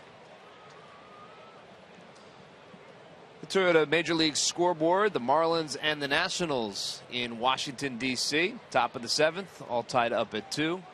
Clint Robinson 2 for 3 with a home run for the Nats. Trying to stay in it in the NL East. That one is over to the second base. Nice play by Castro going hard to his left. He gets the out at first. The second out of the inning. Bogusevic moves up to third with 2 outs. Remember, the most popular way to follow the action of Phillies baseball is with MLB.com at BAT, the #1 app for live baseball. Enjoy live look-ins, highlights, replay reviews, scores, StatCast, live radio broadcast, and much, much more. Get the MLB.com at BAT app right now. So Aaron Altair will step to the plate. Brian Bogusevic 90 feet away. 2 outs. And first pitch is outside, and no swing, says Pat Hoberg down there at first. So it's 1-0 to Aaron Altair.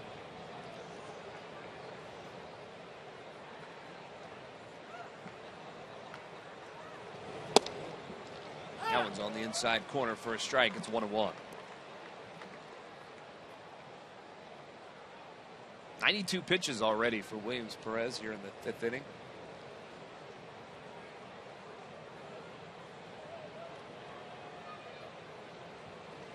One pitch, ground ball, second base. Castro has it.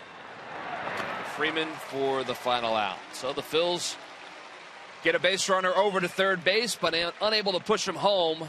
We head to the bottom of the 5th. It's 2-1 Braves.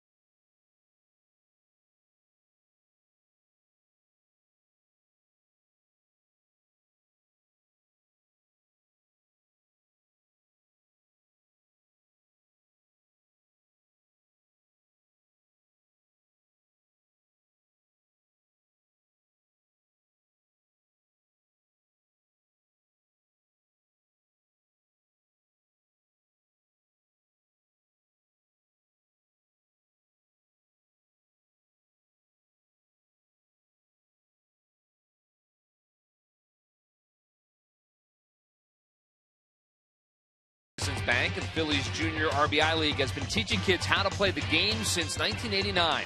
Donate a baseball glove or 2 to the next generation of baseball greats at the Citizens Bank kiosk at Citizens Bank Park.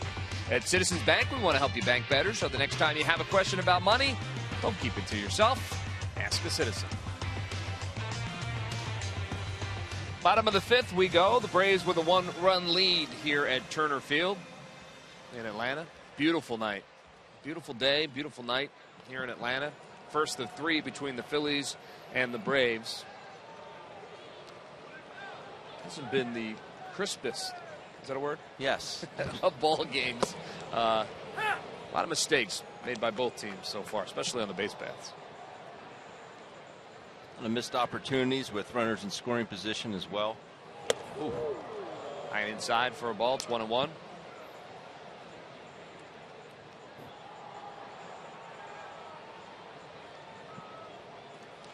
Hector Olivera at the plate. He grounded out to first base in his first at bat. He fouls that one up the first base line. It'll be Olivera, Bethancourt, and the pitcher spot, Williams Perez.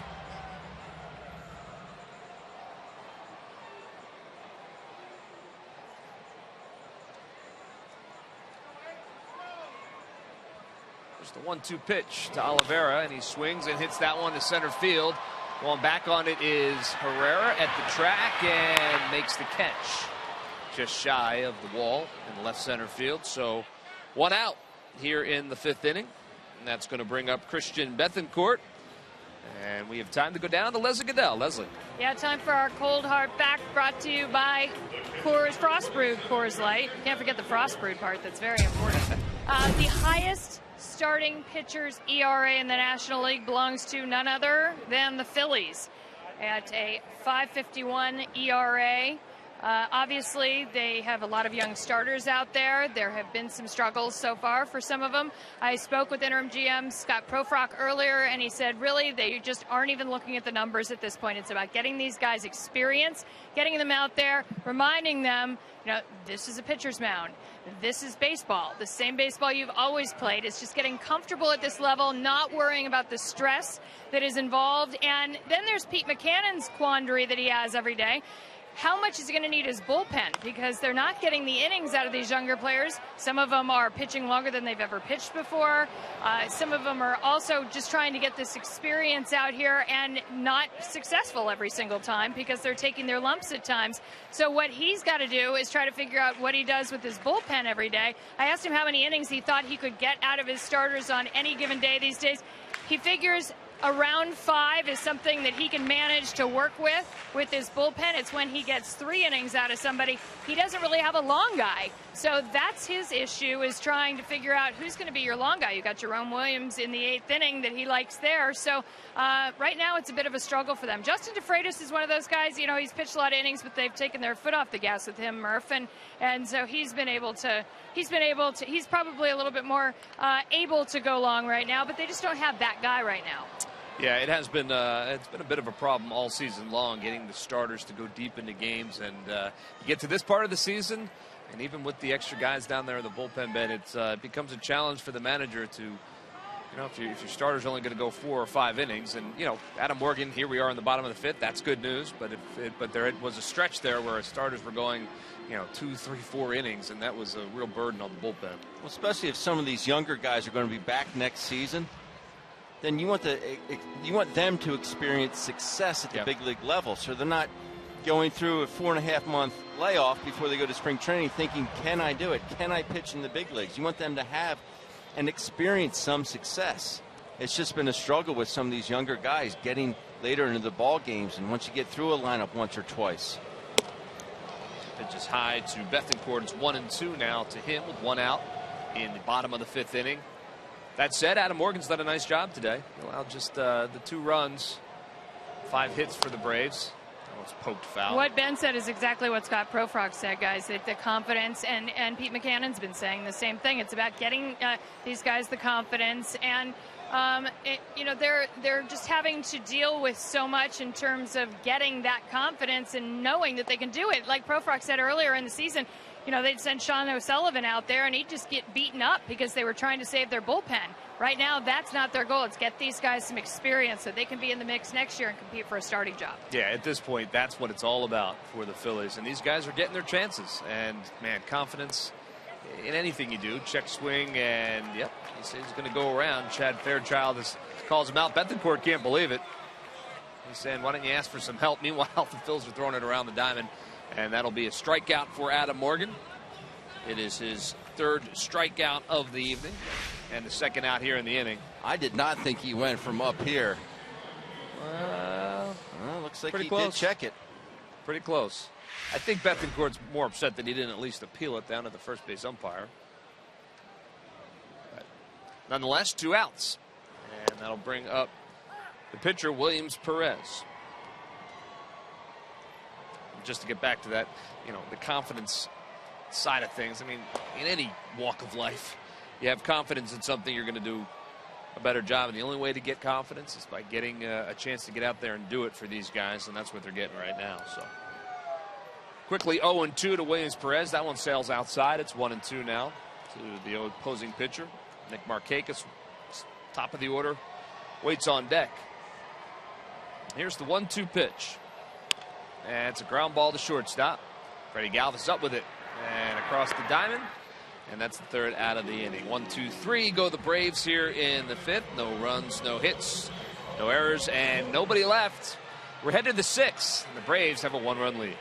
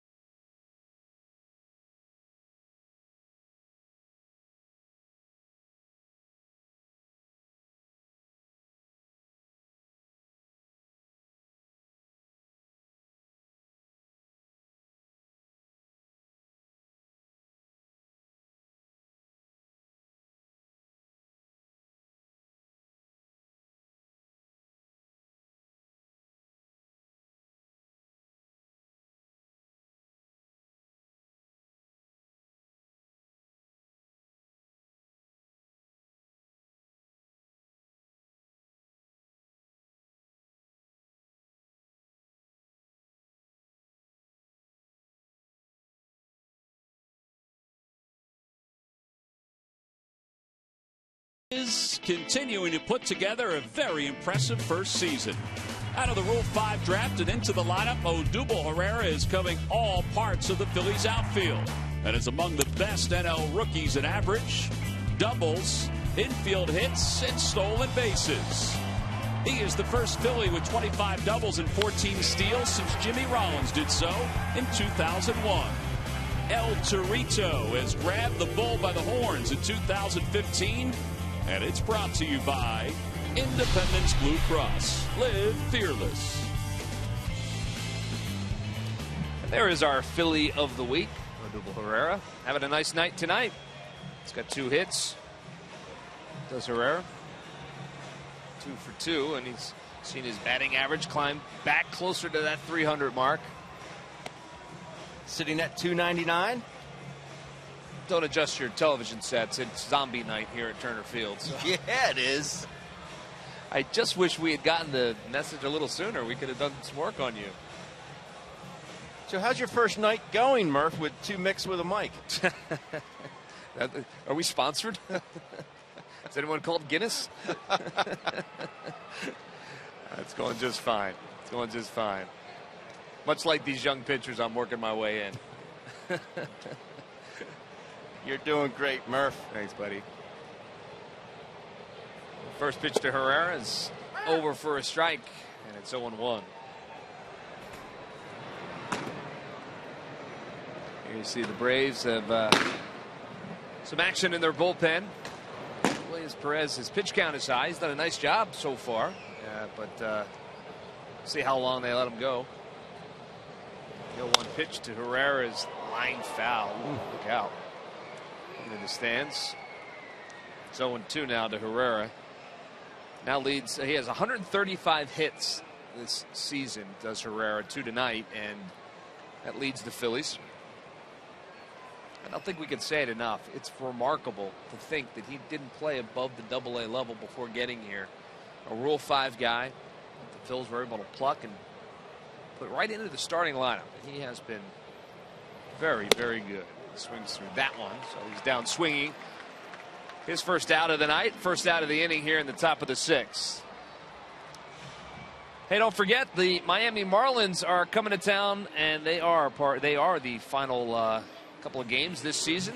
Friday, October 2nd, Saturday, October 3rd, and October 4th, Sunday at 3:05, which is Fan Appreciation Day. 2016 Phillies schedule magnet and prizes and surprises for all fans on Fan Appreciation Day. That is always fun. So order your tickets now at Phillies.com. That'll bring up Darren Ruff. He's been a strikeout victim twice tonight. Takes that one on the outside corner. It's 1-1 to Ruff.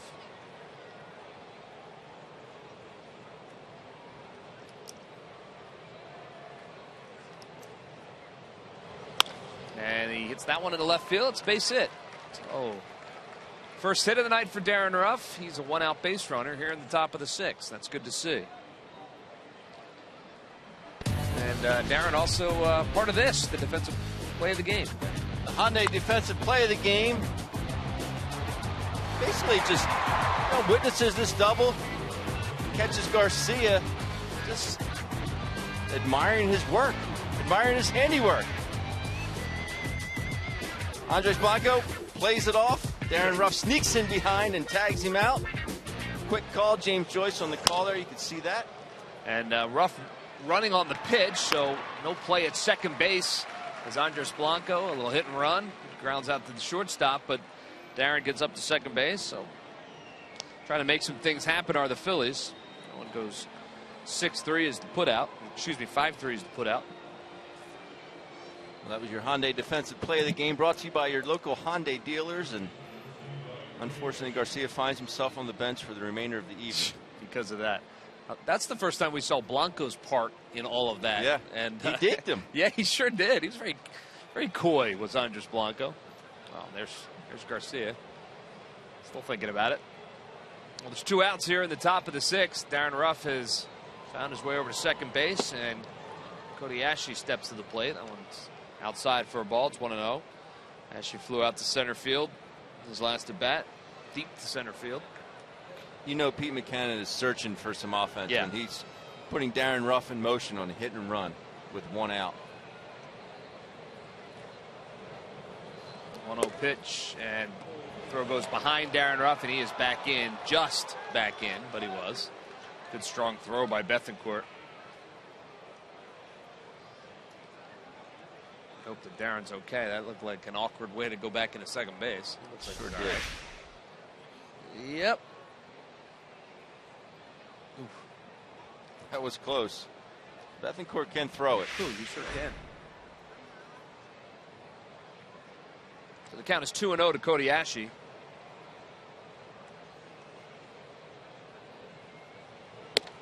Outside for a ball. It's 3-0.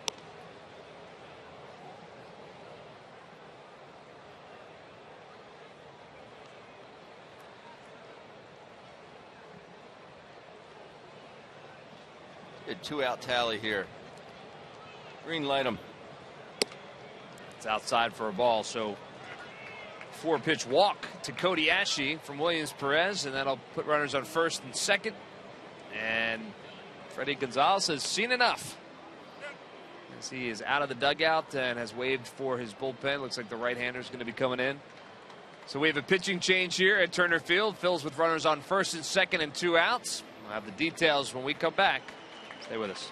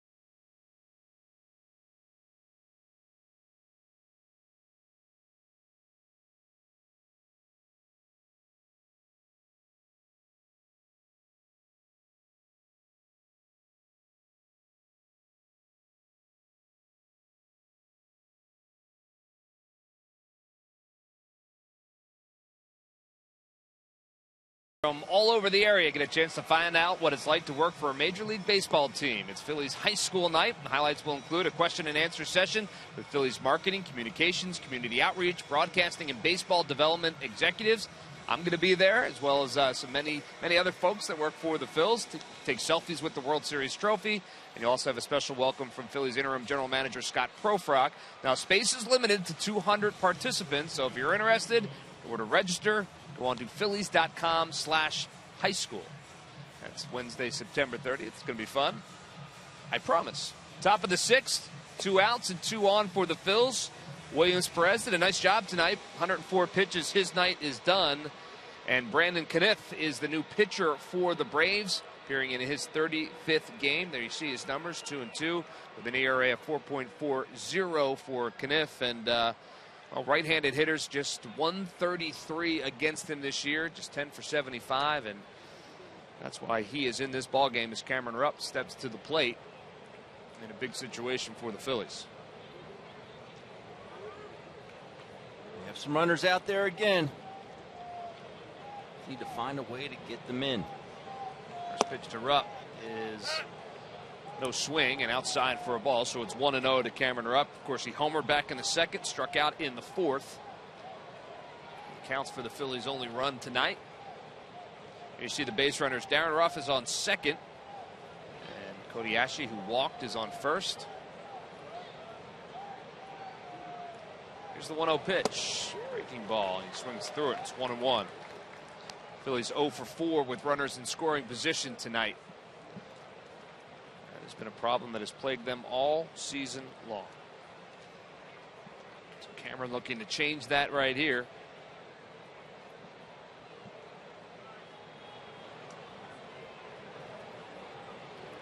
Kniff has his sign from the stretch. The 1-1 pitch. It's outside for a ball. 2-1. Good pitch there by Kniff. Just missed. Chad Fairchild thinking the ball's outside, but almost looked like it caught Cameron up flat-footed, like he wasn't ready to hit that pitch. And the throw goes behind Darren Ruff and goes into center field, but Ruff, who had dove back into second base, didn't think he could get up and head on down to third in time, so he stays put. Damage done for the Braves.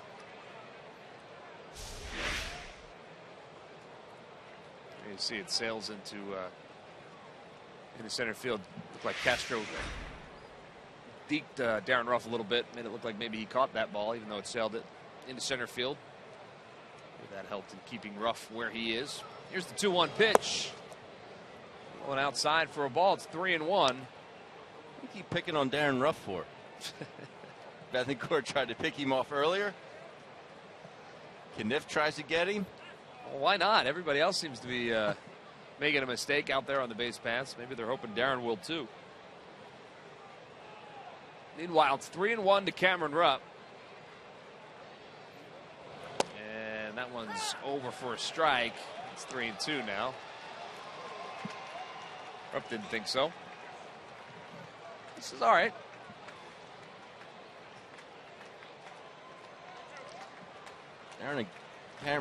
Cameron, a good low ball hitter. I'm surprised he didn't go after that 3-1 heater. It's 2 outs, 2 on, 3-2 count here in the top of the 6th. 3-2 pitch outside for a ball. He walked him. So the bases are loaded with Phils. And Brian Bogusevic is your batter. See what Freddie Gonzalez wants to do. Yep. Just as we suspected. So Kniff was in for one batter. He walked him. We're going to have a pitching change here in Atlanta with 2 outs in the top of the 6th. Brian Bogusevic coming in. The left-hander will come in as well. We'll be right back.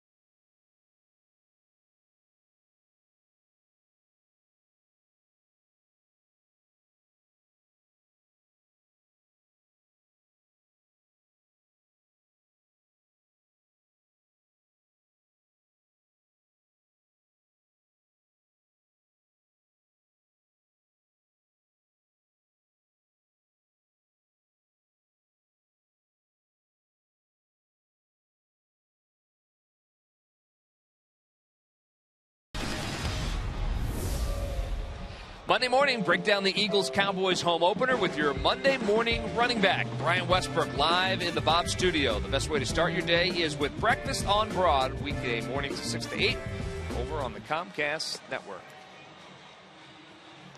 I think Mike Missinelli is going to be on the show as well. Early morning for Mike. Breakfast on Broad, 6 to 8. Rob Ellis and the gang.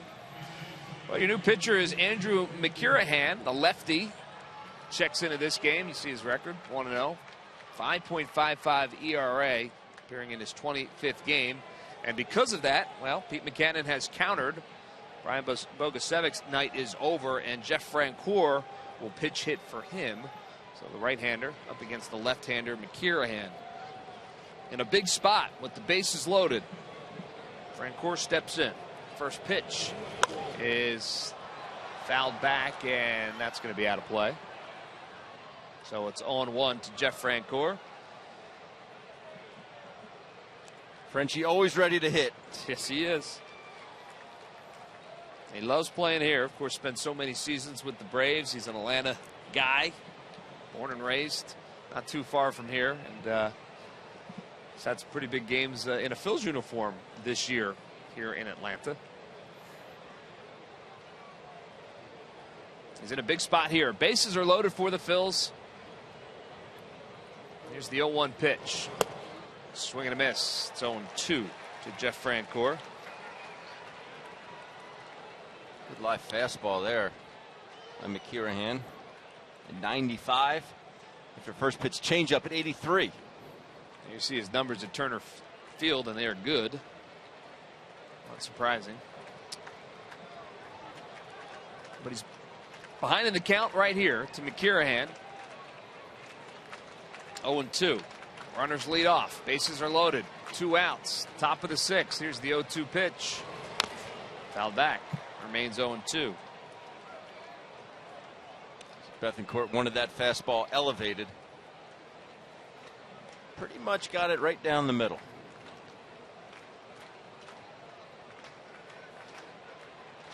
So they'll do it again. Darren Ruff's over at third. He's singled. Ashe second. He walked, and so did Cameron Rupp. He's down there at first. The 0-2 pitch. Fouled straight back.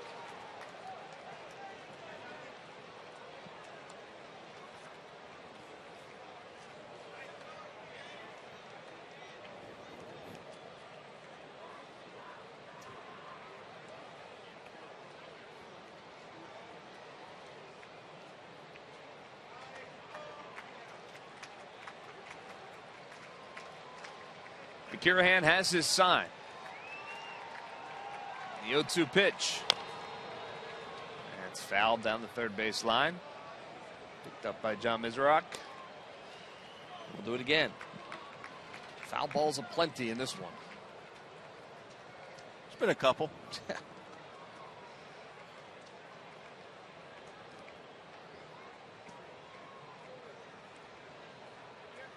Phil's looking to do some damage with some runners in scoring position for the first time tonight.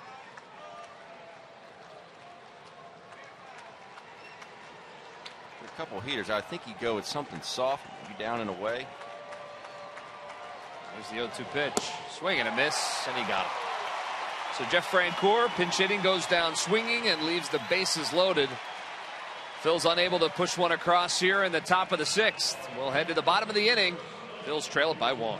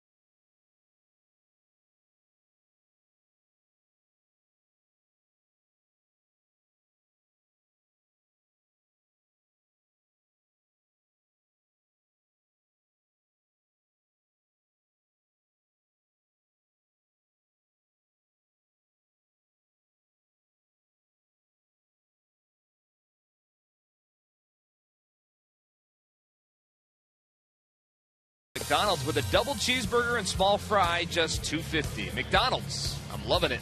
And by your Delaware Valley Honda dealers. Hurry to your local Delaware Valley Honda dealer or visit DelValHondaDealers.com. Bottom of the sixth, we go. Braves with a 2-1 lead over the Phils. Jeff Francoeur came in as a pinch hitter, will stay in the game and play right field. Adam Morgan still out there on the mound. He's been good tonight, Ben.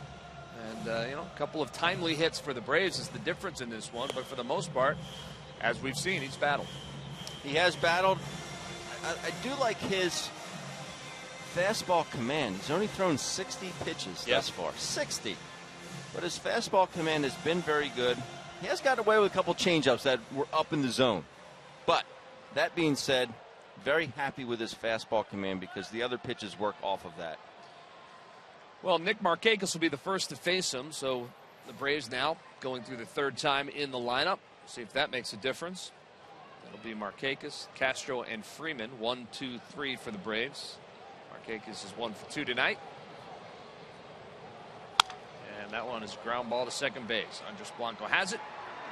And an easy out. Markakis goes down 4-3 for the first out.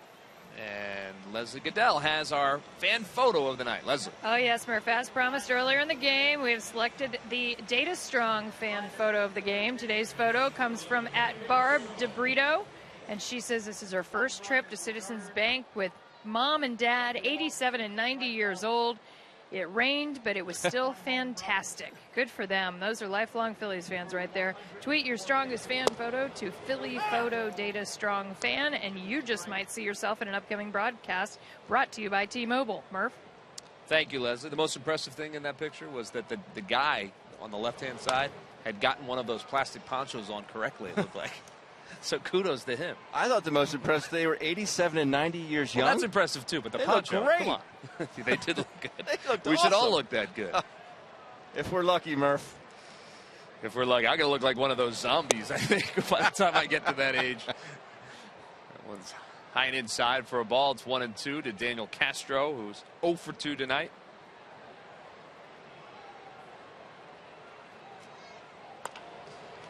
Ground ball to third base. Cody Ashley has it. Fires across to Darren Ruff. That's the second out of the inning. So 2 ground ball outs here in the bottom of the 6th.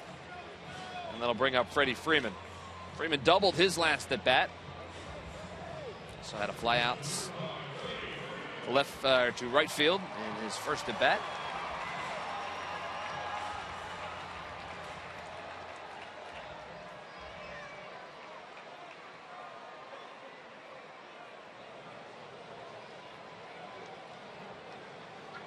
Morgan working quickly. First pitch to Freeman, swing and a miss. 0-1. Fouled in and out of the glove of Cameron Rupp.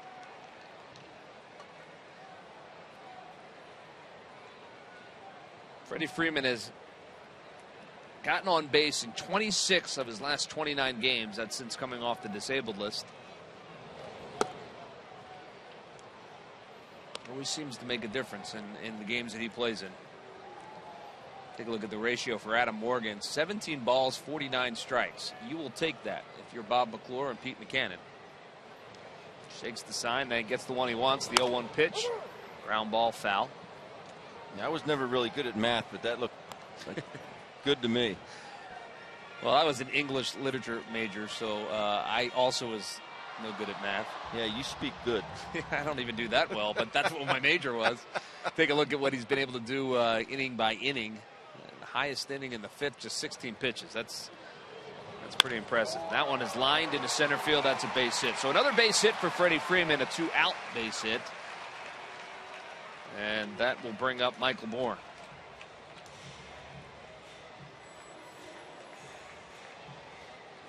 Nice piece of hitting is right. Yeah, but I'll tell you what, if you can get Freddie Freeman up with 2 outs, nobody on every time, and he hits a single to center field, you'll take that because he's the kind of guy, as you said, it was one of your keys to the game. Just don't want him to beat you. He did score a run earlier in this game after his double, so he's been a part of why the Braves had the lead here. But and there's always a guy in the lineup. Always. So Michael Bourne steps in, and first pitch swinging, line drive. Aaron Altair goes back on it and makes the catch. So there you have it. Just one hit in the inning, no runs, one man left on base. We're headed to the 7th inning, and the Braves have a 2-1 lead.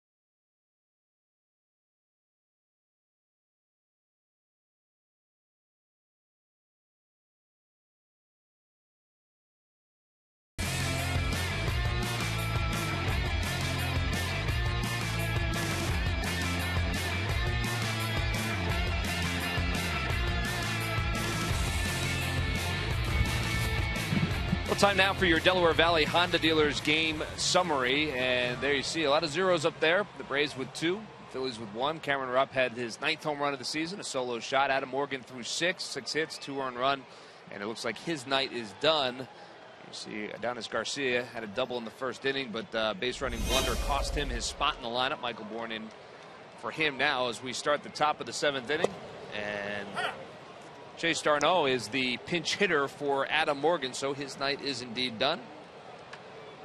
Chase Darno, the newest call-up for the Phils. Get a chance to bat here in the 7th inning.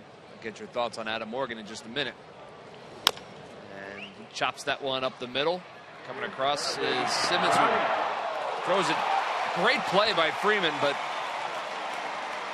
I think you're going to look at this one. Yeah, he's called out at first base, but we're going to wait and see. Looked like Darno got down there and beat the throw. Simmons kind of spiked the throw. He did spike it, but he also threw it 167 miles an hour across the diamond. What a great play by Freddie Freeman. He looked like he was well past. Yeah, they're going to take a look at it. Larry Boa getting word that this is going to be a quick one. Yeah, at least the eyes for the Phils think Darno beat it. It looked up here like he beat it. It's a heck of a play by Simmons. I don't think that was intentional to throw it into the grass. Oh yeah, that's not even close. So that'll be a quick one. Darno's going to be safe at first. They just showed the replay here in Atlanta, and normally whenever you show one at the opposing team's ballpark, everyone cheers because they always assume that it's going to go their way. No one cheered at that point. No. That one wasn't even close. So the call has come from Jim Joyce, safe at first for Chase Darno, so that'll be a base hit, I would think. And he is a one-out base run. It is a base hit. So it does work out that the Phillies get a pinch hit, base hit.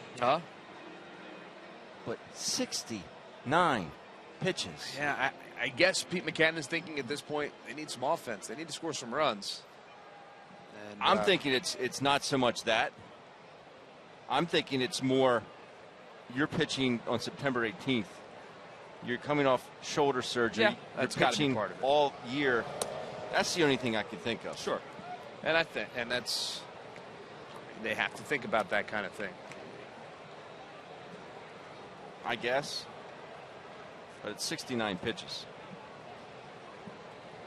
You see Bob McClure and Morgan having a conversation about how the night went.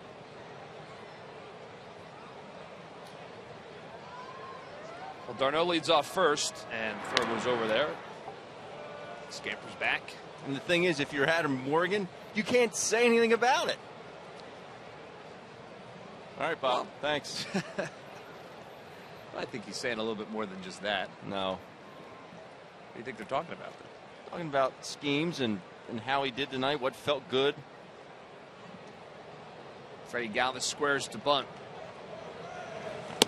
Pulls it back. Out of the zone. It's 2-0. Because you're a rookie pitcher, you're not going to be telling him, what are you doing? Well, no. I don't think for a second that he is.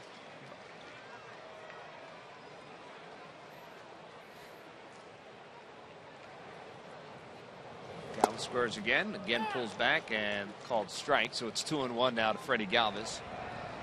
Andrew McCurahan back in on the hill for the Braves. There you see Hinojosa warming up for the Phils, so we'll see him next in the bottom of the 7th inning. But first, Freddie Galvis pulls back the bunt and swings, and that's a swinging bunt down the third base line. He'll be out at first base, but gets the job done. They wanted to move the runner. They're able to move the runner. With one out, there's a runner at second base. Reminder, Fan Appreciation Day comes your way Sunday, October 4th at 3:05 versus the Marlins. A 2016 Phillies schedule magnet is free to all fans. And, of course, all the traditional celebrations with prizes and surprises. Always a fun day at the ballpark. Order your tickets now at Phillies.com. Conversation now on the hill for the Braves. Roger McDowell's out there just finding out about Andrew McCurahan, probably giving his guys in the bullpen a little more time to get warmed up.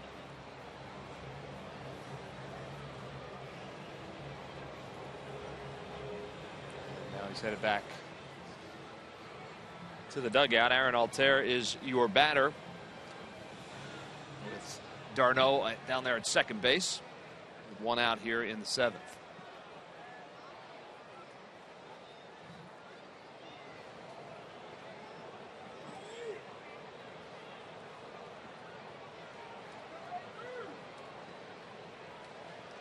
Altair 0 for 3 tonight.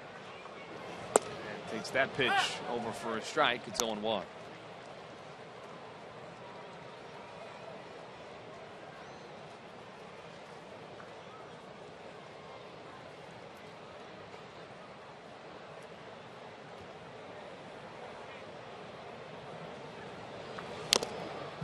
Swings through that one. It's 0-2 now to Aaron Altair. Andrew McCurahan, just 25 years old, 6'2", 195. Missed a good part of this season because he was suspended by Major League Baseball. 80 games because he tested positive for PEDs right at the beginning of the season back there in April. So he missed 80 games. He's ahead of Aaron Altair, 0-2. That one's high for a ball. It's 1-2.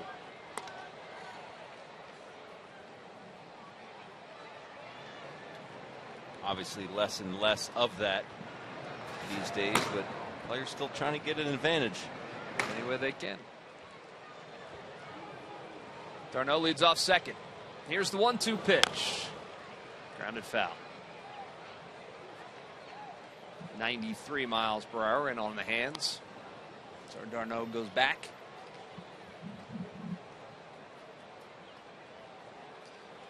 Odubel Herrera is on deck.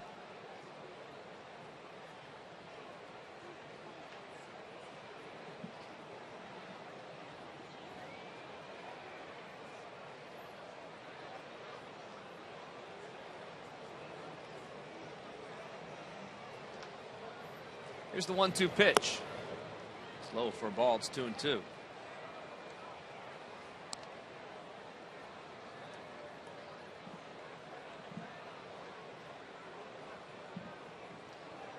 there you see it's a final in Bowie. The Eastern League Championship Game 4 goes to the Bay Sox, 9-1. So the series all tied up at 2.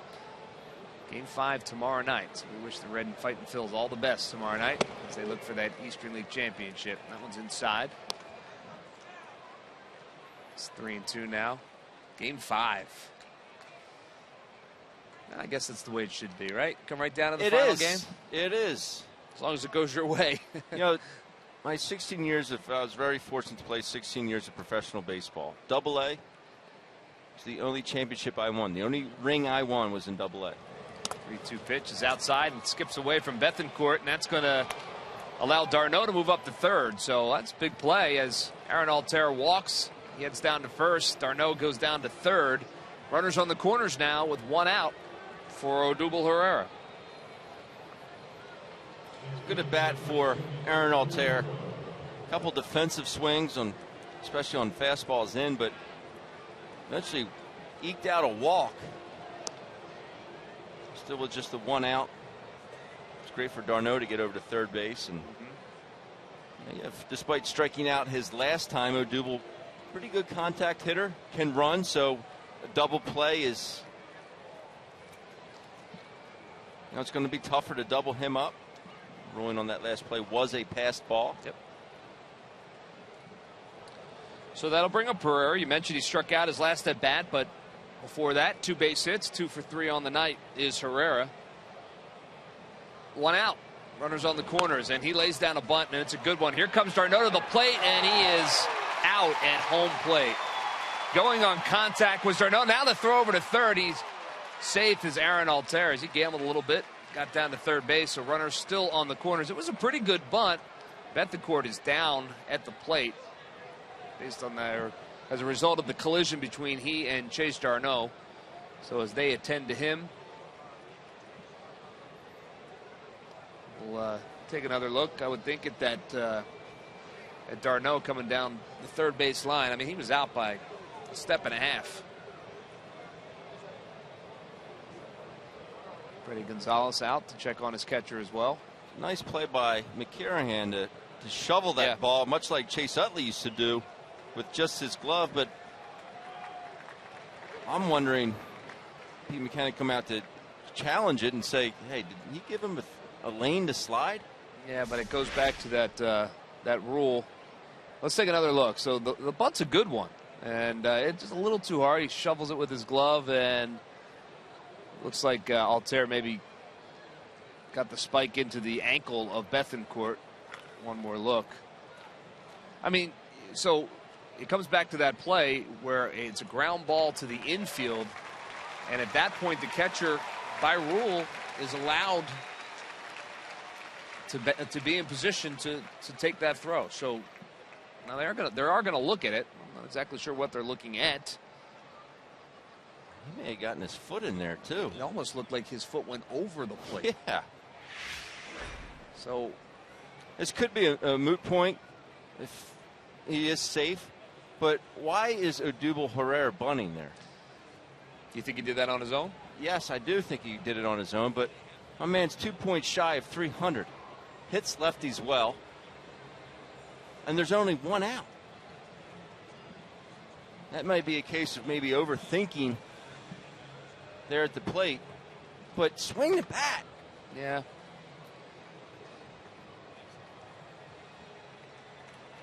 I think he sees Oliveira playing deep at third base and thinks, maybe I could sneak one down there. If it had gotten down the line a little bit, a little closer to the line, that's a good play. If you are going to do it, you got to get it done. You have to make sure. I don't care if it goes foul. I don't care if it goes 0-1. You cannot put it in the spot. He's out. Yep, so out at home plate. You can't put it in a spot that the pitcher's going to be able to get to. Freddie Gonzalez is getting an explanation now.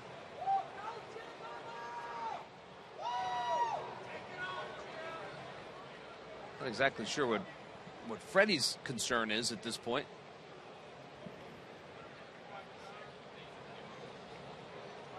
I'm wondering what Bethancourt hurt.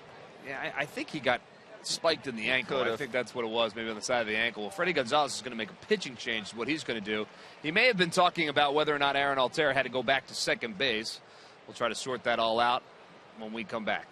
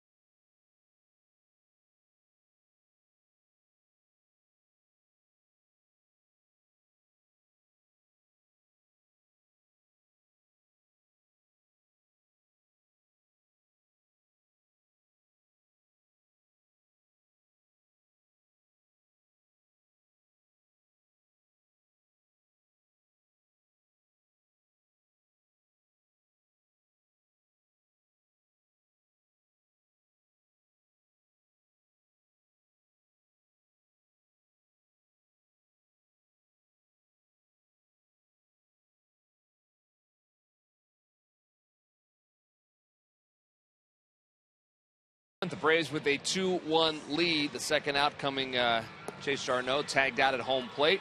Peter Moylan is the new pitcher for the Braves. 17th game for him. 0-0 with an ERA of 4.50.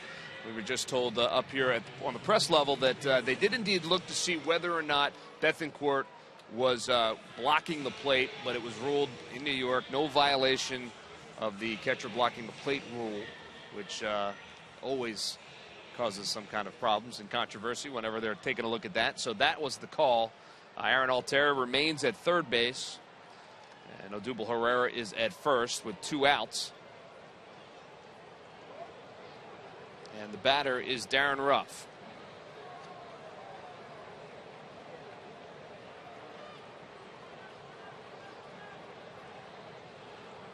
First pitch from Moylan is line foul and out of play. So it's 0-1 to Darren Ruff.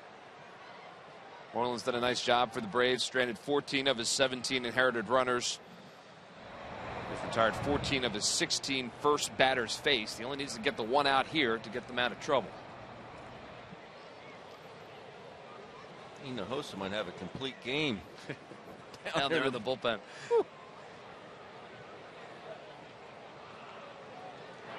Phil's looking for that one timely hit that they have been unable to come up with so far tonight.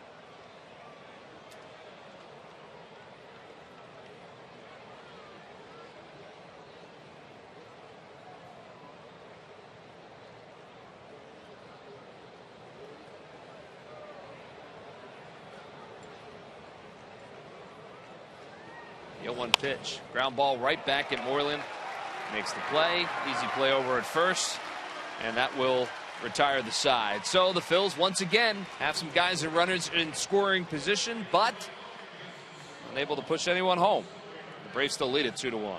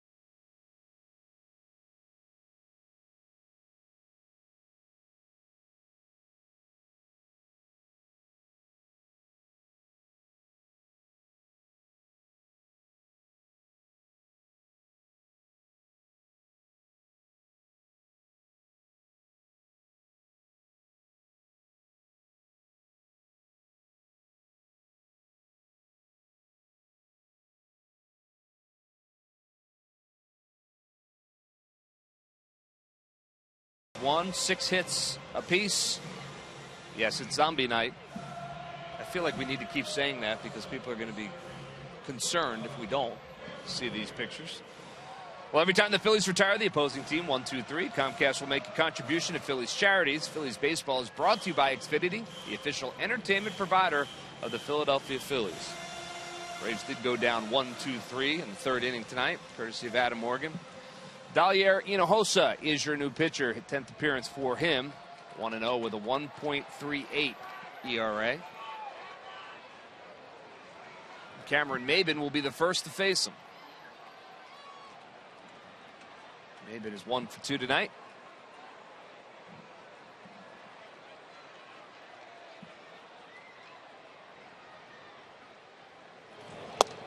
First pitch is over for a strike. It's 0-1.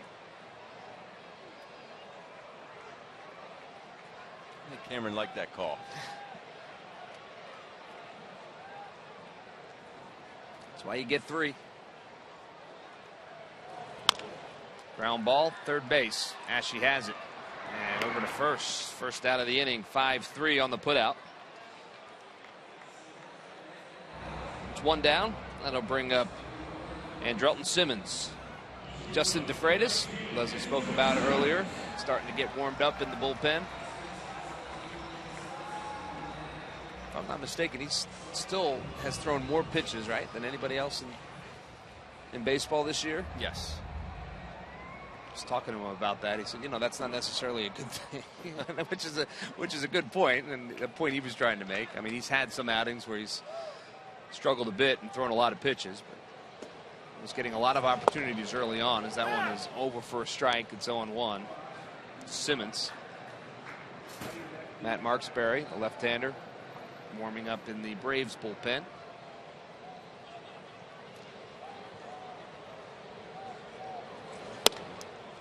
Outside for a ball. It's 1-1 to Simmons. He's 0 for 2 tonight.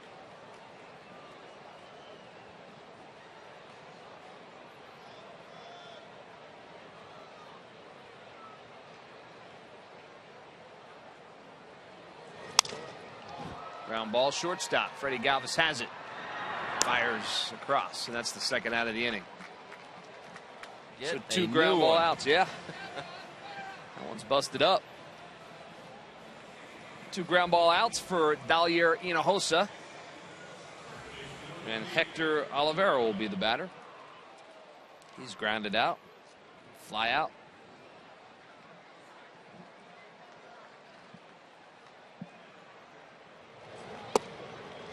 First pitch from Hinojosa is over for a strike.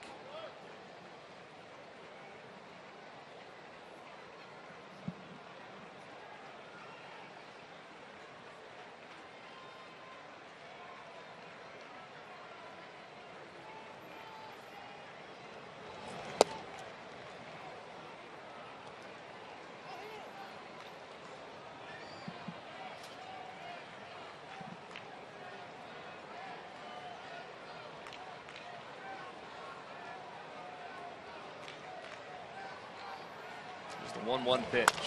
Ground ball back up the middle.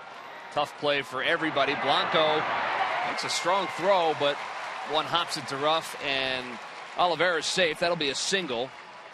Went right over the second base bag, and Blanco did a nice job getting there and even being able to make a throw, but Olivera beats it, so that'll be a base hit, and that'll bring up Christian Bethancourt. I'm wondering why Freddie gave up on this play. Now he's coming across the diamond. Has a little bit more momentum, all that, albeit going towards right field, but still would be able to get a little more on the throw. You see Freddie coming across here. He just basically gives up on it. I guess, yeah, there's no way he would have gotten there. Yeah, he wouldn't have gotten there, but I see your point. Is that one sails high? It's a ball. It's a Bethancourt. It's 1-0. As we watched it live, it looked like. So he give up on that. But yeah. Blanco was shaded over towards the second base bag and was able to cut that one off, but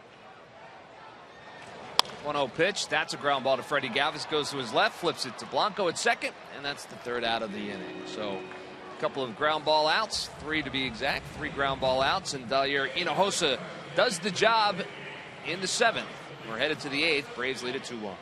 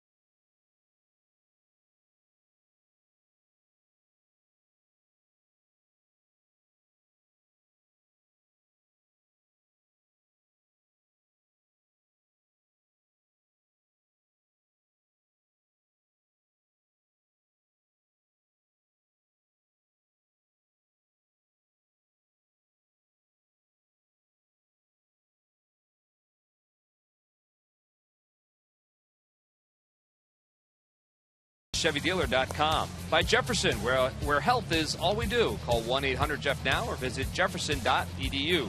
And by Toyota. Where will Toyota take you? Visit buyattoyota.com today to find out. Toyota, let's go places. We have made our way to the top of the 8th inning. The Braves holding on to that 2-1 lead. Both teams with 7 hits. No errors on either side. There have been some base running errors on both sides. There's the new pitcher for the Atlanta Braves, the left-hander, Matt Marksberry. 24th game.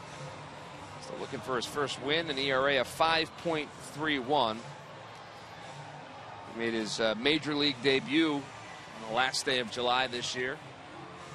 He's 24 years old, 6'1", 195-pounder. He made it against these Phillies. Yes, he did. He's doing a nice job against left-handed hitters this year at the major league level. Just 8 for 46 against them, 174. But righties, well, that's another story. 364 against them. So hopefully some of the right-handed hitters in the Phil's lineup. Andres Blanco will bat righty, and Cameron Rupp and a couple of batters can do some damage. So Blanco steps in. He's 1 for 3 tonight. Phil's need base runners. First pitch is a little bit high for a ball. It's 1-0.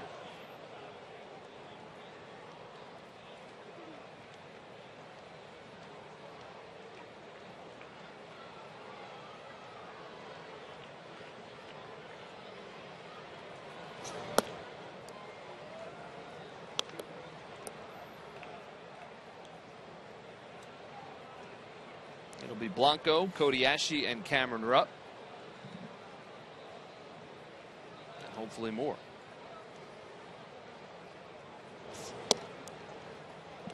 Outside for a ball, so it's 3-0 to Andres Blanco. You see Jerome Williams starting to get loose in the Phillies bullpen. Leadoff walk would be okay.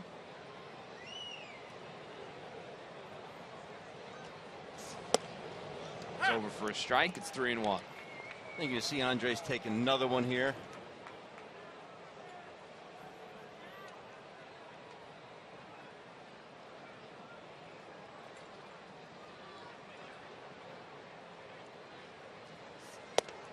Swings through that, so it's 3-2 now to Andres Blanco. Or try and hit it over that Delta sign. One or the other. Well,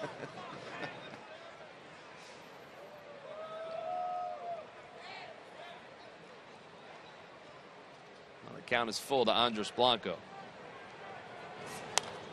Fouls that one. Heads up, Ben. That went into the booth right next to you. Interesting. Is that our radio friends next to us? I don't know who's over there. Larry and Scott right next to us? No, they're 2 booths over. Okay, well, that one right next to us. I'm trying to get this. Oop, and out it goes. Huh. Boy, that's 2 for flinching on my part. Yeah, you flinched big time. Here's the 3-2 pitch, and that one's fouled straight back. Trying to get all these pitchers' line scores done from the Braves. That's what the internet's for, Ben. I'm on the internet. Oh. And if it's on the internet, it's true. I did read that on the internet.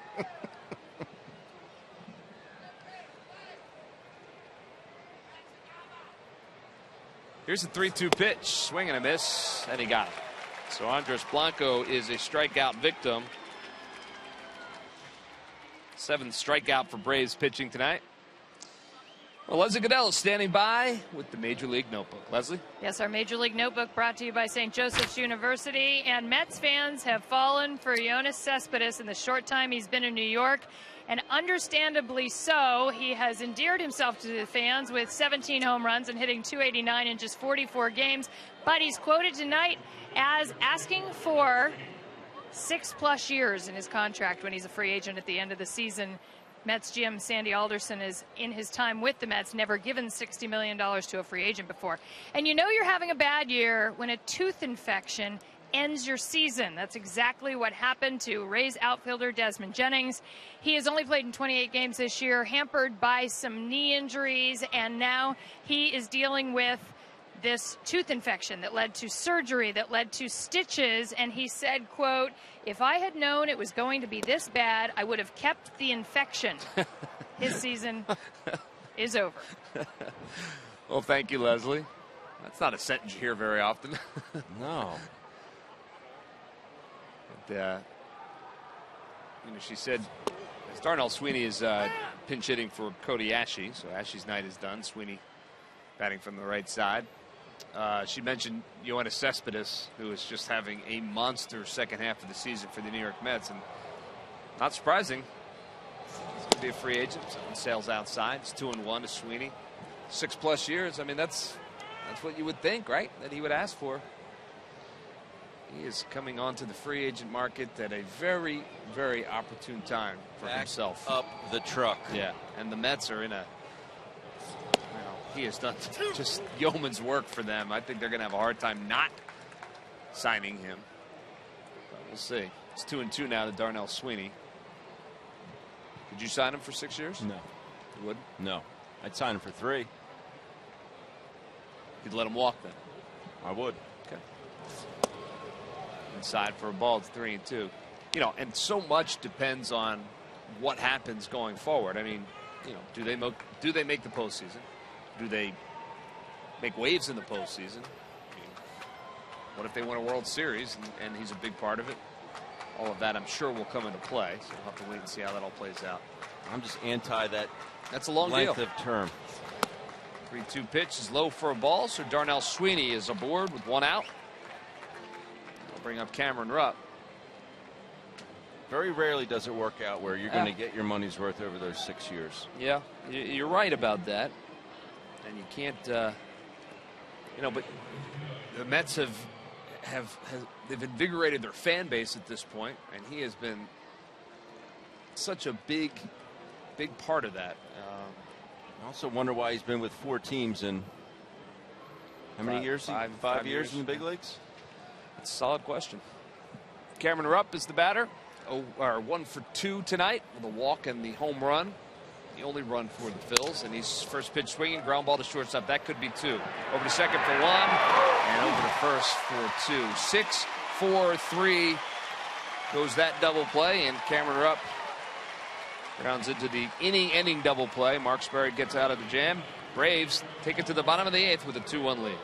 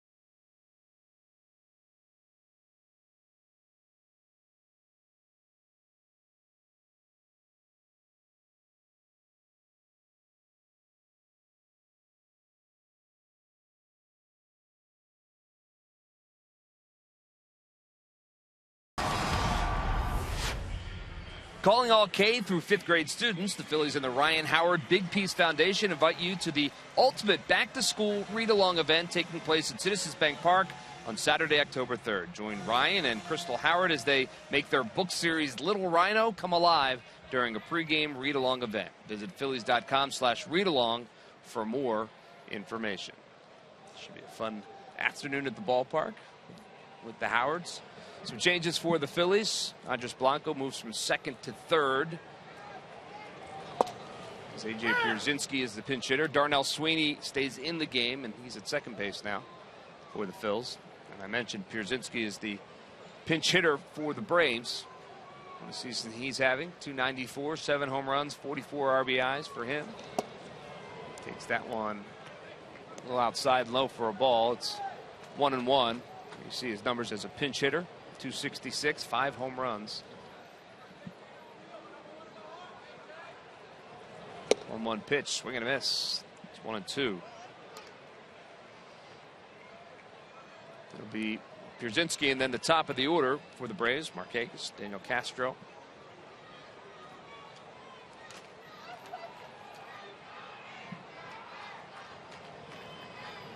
Here's the 1-2 pitch. Swing and a miss, and he got him. Another strikeout for Phil's pitching. The first for Hinojosa. That's the first out of the inning here in the bottom of the 8th inning. And I'll bring up the top of the order in Markakis. That was a fastball there at 94. It almost looked like a splitter with the kind of action that it had on it. Pitched A.J. very, very well. Hinojosa throws hard. We've seen that.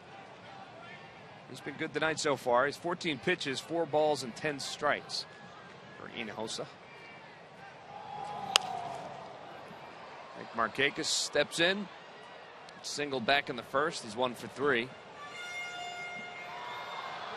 Talked about Williams Perez. How about how he's a max effort guy? And I discussed this early in the year as well. Hinojosa. Yeah. Max effort. A little bit easier out of the bullpen to be that max effort guy, but yeah.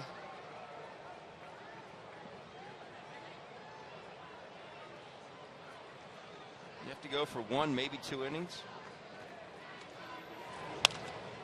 Another foul ball. It's 0-2 now to Markakis.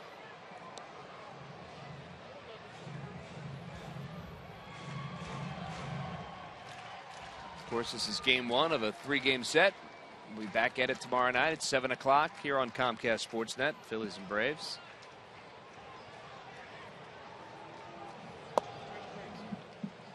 And that's a called 3rd strike.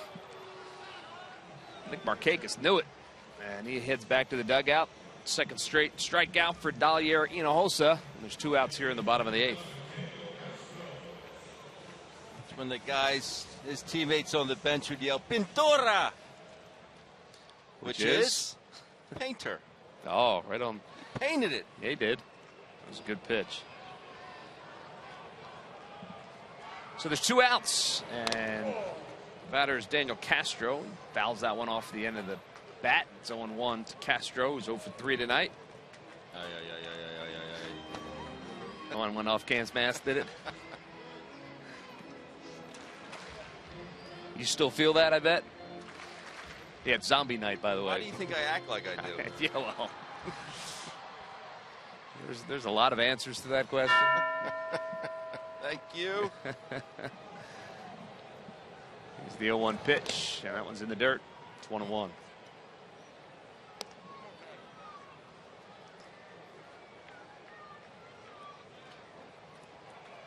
You're still getting a kick out of the pictures up on the big screen here, aren't you?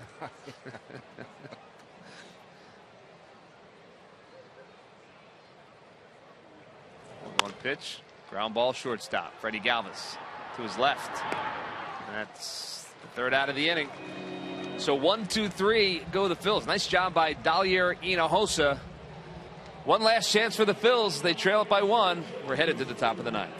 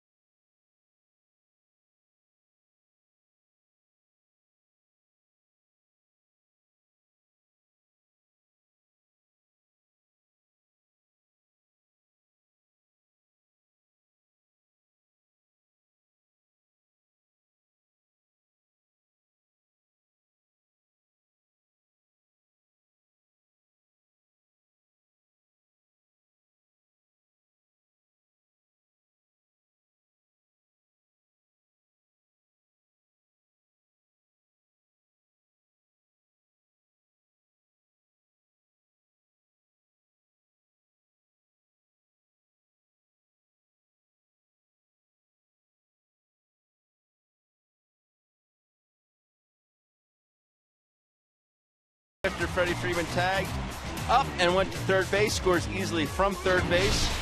All that with 2 outs, and that is your W.B. Mason delivery of the game. Not a whole lot of offensive highlights for either team in this one. As there you see it, Arodys Vizcaino is the new Braves pitcher. He is their closer, of course. 4 saves and 5 chances.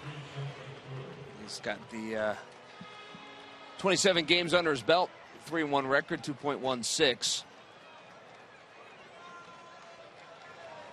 Getting an opportunity to close games now late in the season. First to face him will be Jeff Francoeur. Took over for Brian Bogusevic in the 6th inning. Came in as a pinch hitter, stayed in the game. It'll be Francoeur. And then the pitcher spot. And the top of the order for the Phils. First pitch to Jeff Francoeur is a little bit high for a ball. It's 1-0. First pitch, breaking ball to Frenchie. I think it locked him up a little bit. He just backed up a lot. 1-0 pitch. It's low for a ball. It's 2-0.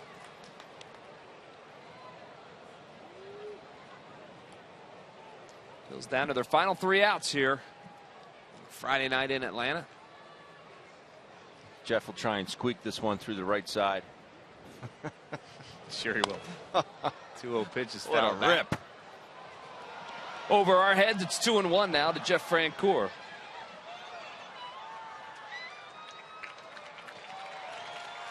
Carlos Ruiz has made his way on to the on-deck circle.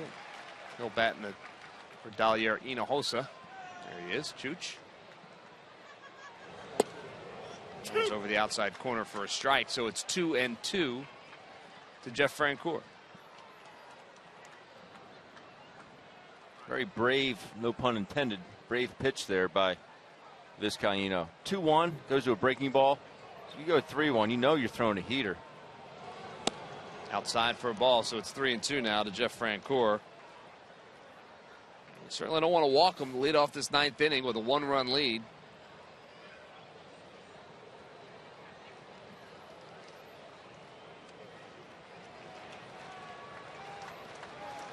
Here's the 3-2 pitch. Foul ball. Bethencourt is getting beat up behind that plate. So it happens. You're a big guy.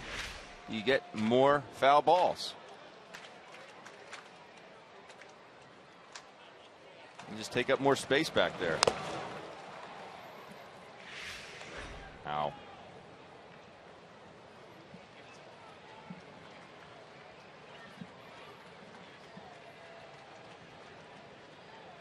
Here's the 3-2 pitch. Fouled out of play. Arodys Vizcaino, I mentioned, with 4 saves and 5 opportunities. Jason Gurley, of course, was closing games for the Braves, but he's on the disabled list with that Achilles injury. So Arodys getting his opportunity, just 24 years old. That one's outside for a ball. He walked him. So a leadoff walk to Jeff Francoeur, and the Phillies have a little bit of life.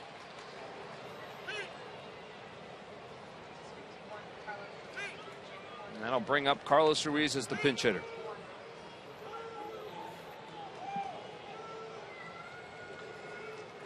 Here are a couple Chooch cheers. That's here right. In Atlanta. Always Phillies fans here at Turner Field. I'm sure Leslie's run into a couple of them while she's making her way around here.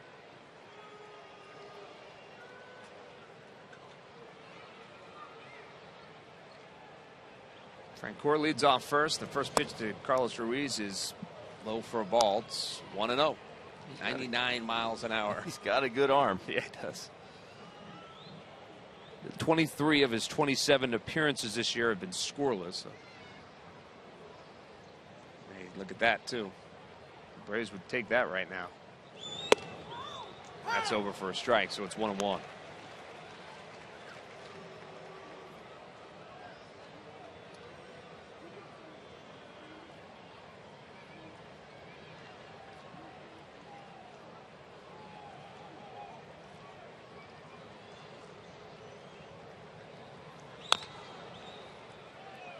Beats it fouled. 1-2 now to Carlos Ruiz.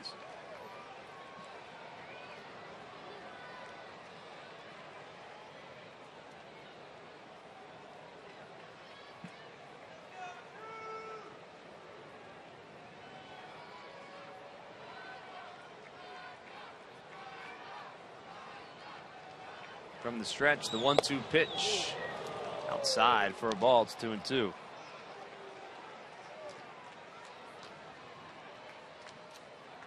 The slider, which we saw him throw Frenchie a couple times, I don't see a whole lot to it. Definitely not sharp, at least the ones he's thrown this evening. That's a chopper to third base, and it's off the glove, and everybody is going to be safe, as Oliveira can't handle it in and out of the glove. I think they're going to have to give him an error on that. Definitely an E5. And it is indeed an error to Hector Oliveira. So the Phils have something brewing here. Nobody out. Top of the ninth. Runners on first and second, and the top of the order are at the plate. That ball was spinning like crazy. But you got to make that play if you're Hector Oliveira. And I think he's thinking ahead. See him, his eyes come off the ball right there, thinking ahead maybe a little too quickly. Thinking about getting that ball and making the throw to second base to start that double play. No offense, Chooch, but he's not the fleetest of foot. Probably thinking this is a tailor-made. So Freddie Galvis is at the plate. He squares the bunt, pulls it back. It's 1-0 to Freddie Galvis. Phils need one to tie it here in the top of the ninth. Freddie Freeman in on the grass. Oliveira just in the cutout over there at third base. Galvis squares and pulls it back. That one's over for a strike, so it's 1-1 to Freddie Galvis. Knocks himself in the helmet. I know Freddie, the whole planet, the whole universe, galaxy, whatever, knows he's bunting. I don't know why he's doing it so late. Yeah. I've always, Get it out there. Just get it down, lay it down, make it a good one, and move the runners. He's just getting ready entirely too late, and ends up being you're throwing the bat at the ball. See? He's late getting it out in front. Get set up. Yeah, in this situation where you're giving yourself up to move the runners. It's just too late. The ball's on his way. There's too much movement, and then you go and drop the bat head. It's too much movement. You have a ball that's coming at you at 97 miles an hour. It's tough enough just to hand-eye coordination, get it on your barrel, and then you have to deaden it. I want to be prepared for it instead of rushing out at the ball. Here's the 1-2 pitch. He swings at that one and fouls it back. So the count will remain 1-2 with runners at first and second.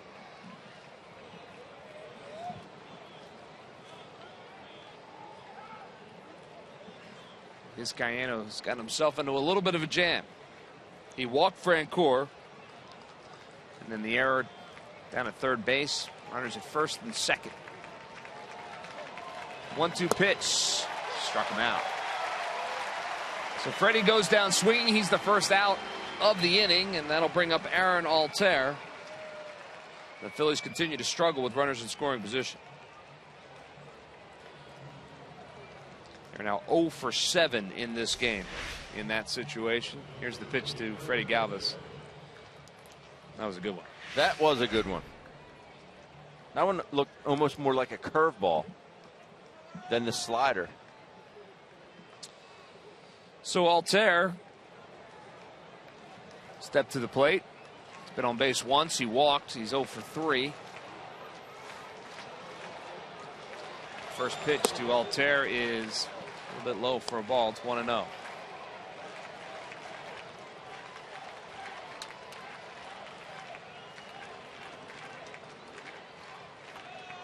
We saw Freddie have an issue with that earlier in the season as well. Here's the 1-0 pitch. That's on the outside corner for a strike. It's 1-1. Phillies have left 9 men on base already in this one. The problem is, Murph, if you're not a power guy and you're going to be called on, if you're going to be a top of the lineup guy, a table setter, whatever you want to call it, that has to get down. Yeah, that has to be part of your game for sure. 1-1 pitch. That's over for a strike as well. There's 1-2 now to Aaron Altair. Odubel Herrera waits on deck.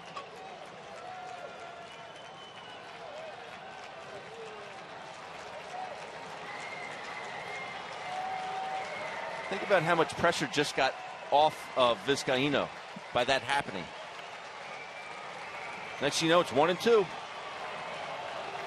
And time is called as he and Bethancourt are trying to get on the same page. Yeah, you're right. Instead of having runners at second and third with one out, you have runners at first and second with one out. A little bit easier. Here's the 1-2 pitch. Check swing, and he went. Says Chad Fairchild, and Aaron Altair is a strikeout victim. Second straight strikeout for Vizcaino, and just like that, there are 2 outs. And take a look. And Chad doesn't need any help on that one. Yeah, he definitely went around at Aaron Altair. And that's the second out of the inning, so the Phillies are down to the final out. And it'll be Odubel Herrera, who does have 2 hits tonight. Been on base 3 times, was safe on a fielder's choice as well.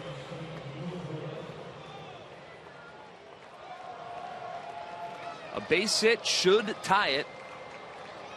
Jeff Francoeur is the tying run at second.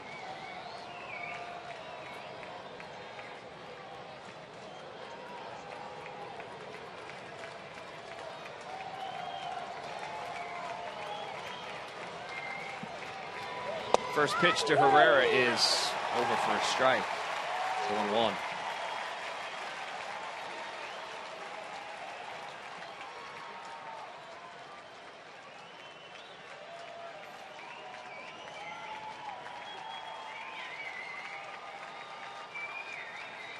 I'd really dig a homer here, Greg. That would be okay. I'll take a base hit. 0-1 pitch. Swing and a miss. 0-2 to Odubel Herrera. And the Braves fans that are here get to their feet.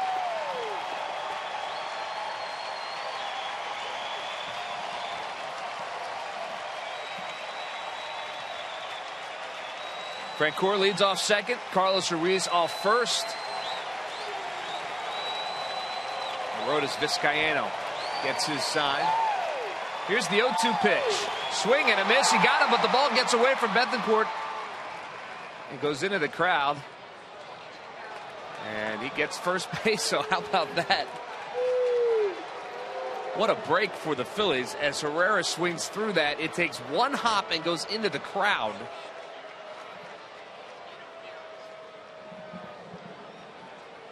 That's a tough one to block.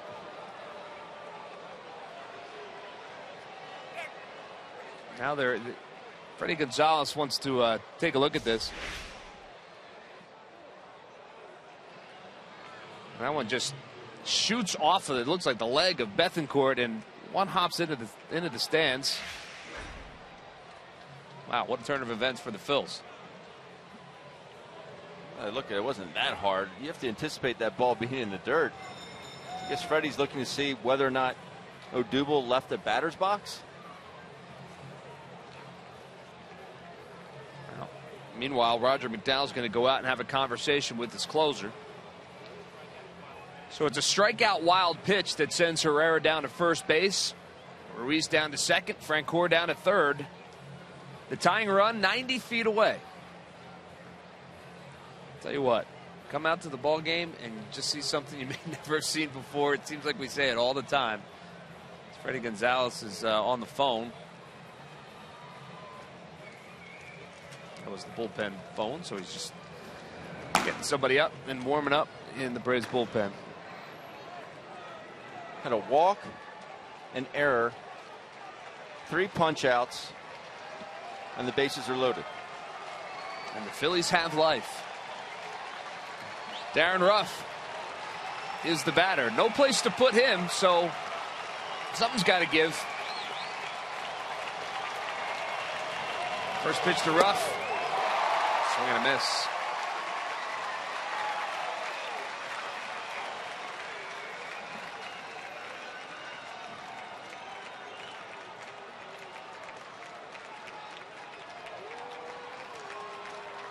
Good time to be a hero. Count is 0-1 to Darren Ruff. It's the pitch outside for a ball. It's 1-1. It's like he went to a different breaking ball. The first that he threw were sliders, and they didn't have anything on it. That the ones he's getting these strikeouts with seem to have more depth. Yeah. Way more tilt on them. 1-1 pitch. Outside for a ball. It's 2-1. A little low as well.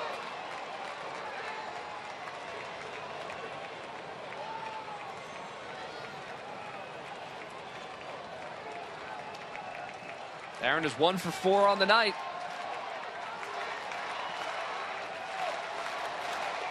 Two-one pitch. Swung on, line drive right at Castro at second base, and that is going to end the ball game. So he hit it on the nose, but to no avail. And Vizcaíno walks a tightrope, but is able to get his 5th save of the season. And the Phillies, well, they could not get any runners in scoring position home tonight. The only run came on the solo home run from Cameron Rupp. Take one final look, Ben. Gets a fastball and blisters one to second base. It's a defeating feeling as a hitter, knowing you did your part. All you can do is hit it hard. After that, it's out of your hands. Well, our Chevy players of the game, we're just going to hand it to the entire Braves bullpen. You see the numbers. They were good tonight. They were very, very good, but I tip my cap to Adam Morgan and Yadier Hinojosa as well. They threw the heck out of the baseball. Braves bullpen, no runs. Let's take a look at the Phillies dugout, and I think they have the feeling that they kind of let one get away here because they had their opportunities. Some strange plays there in the 9th inning. 3 strikeouts and a line out. You load up the bases, but you can't get the run across. So the Phils are going to fall to the Braves in the first of this 3-game series. We'll be back to put a wrap on it in just a minute.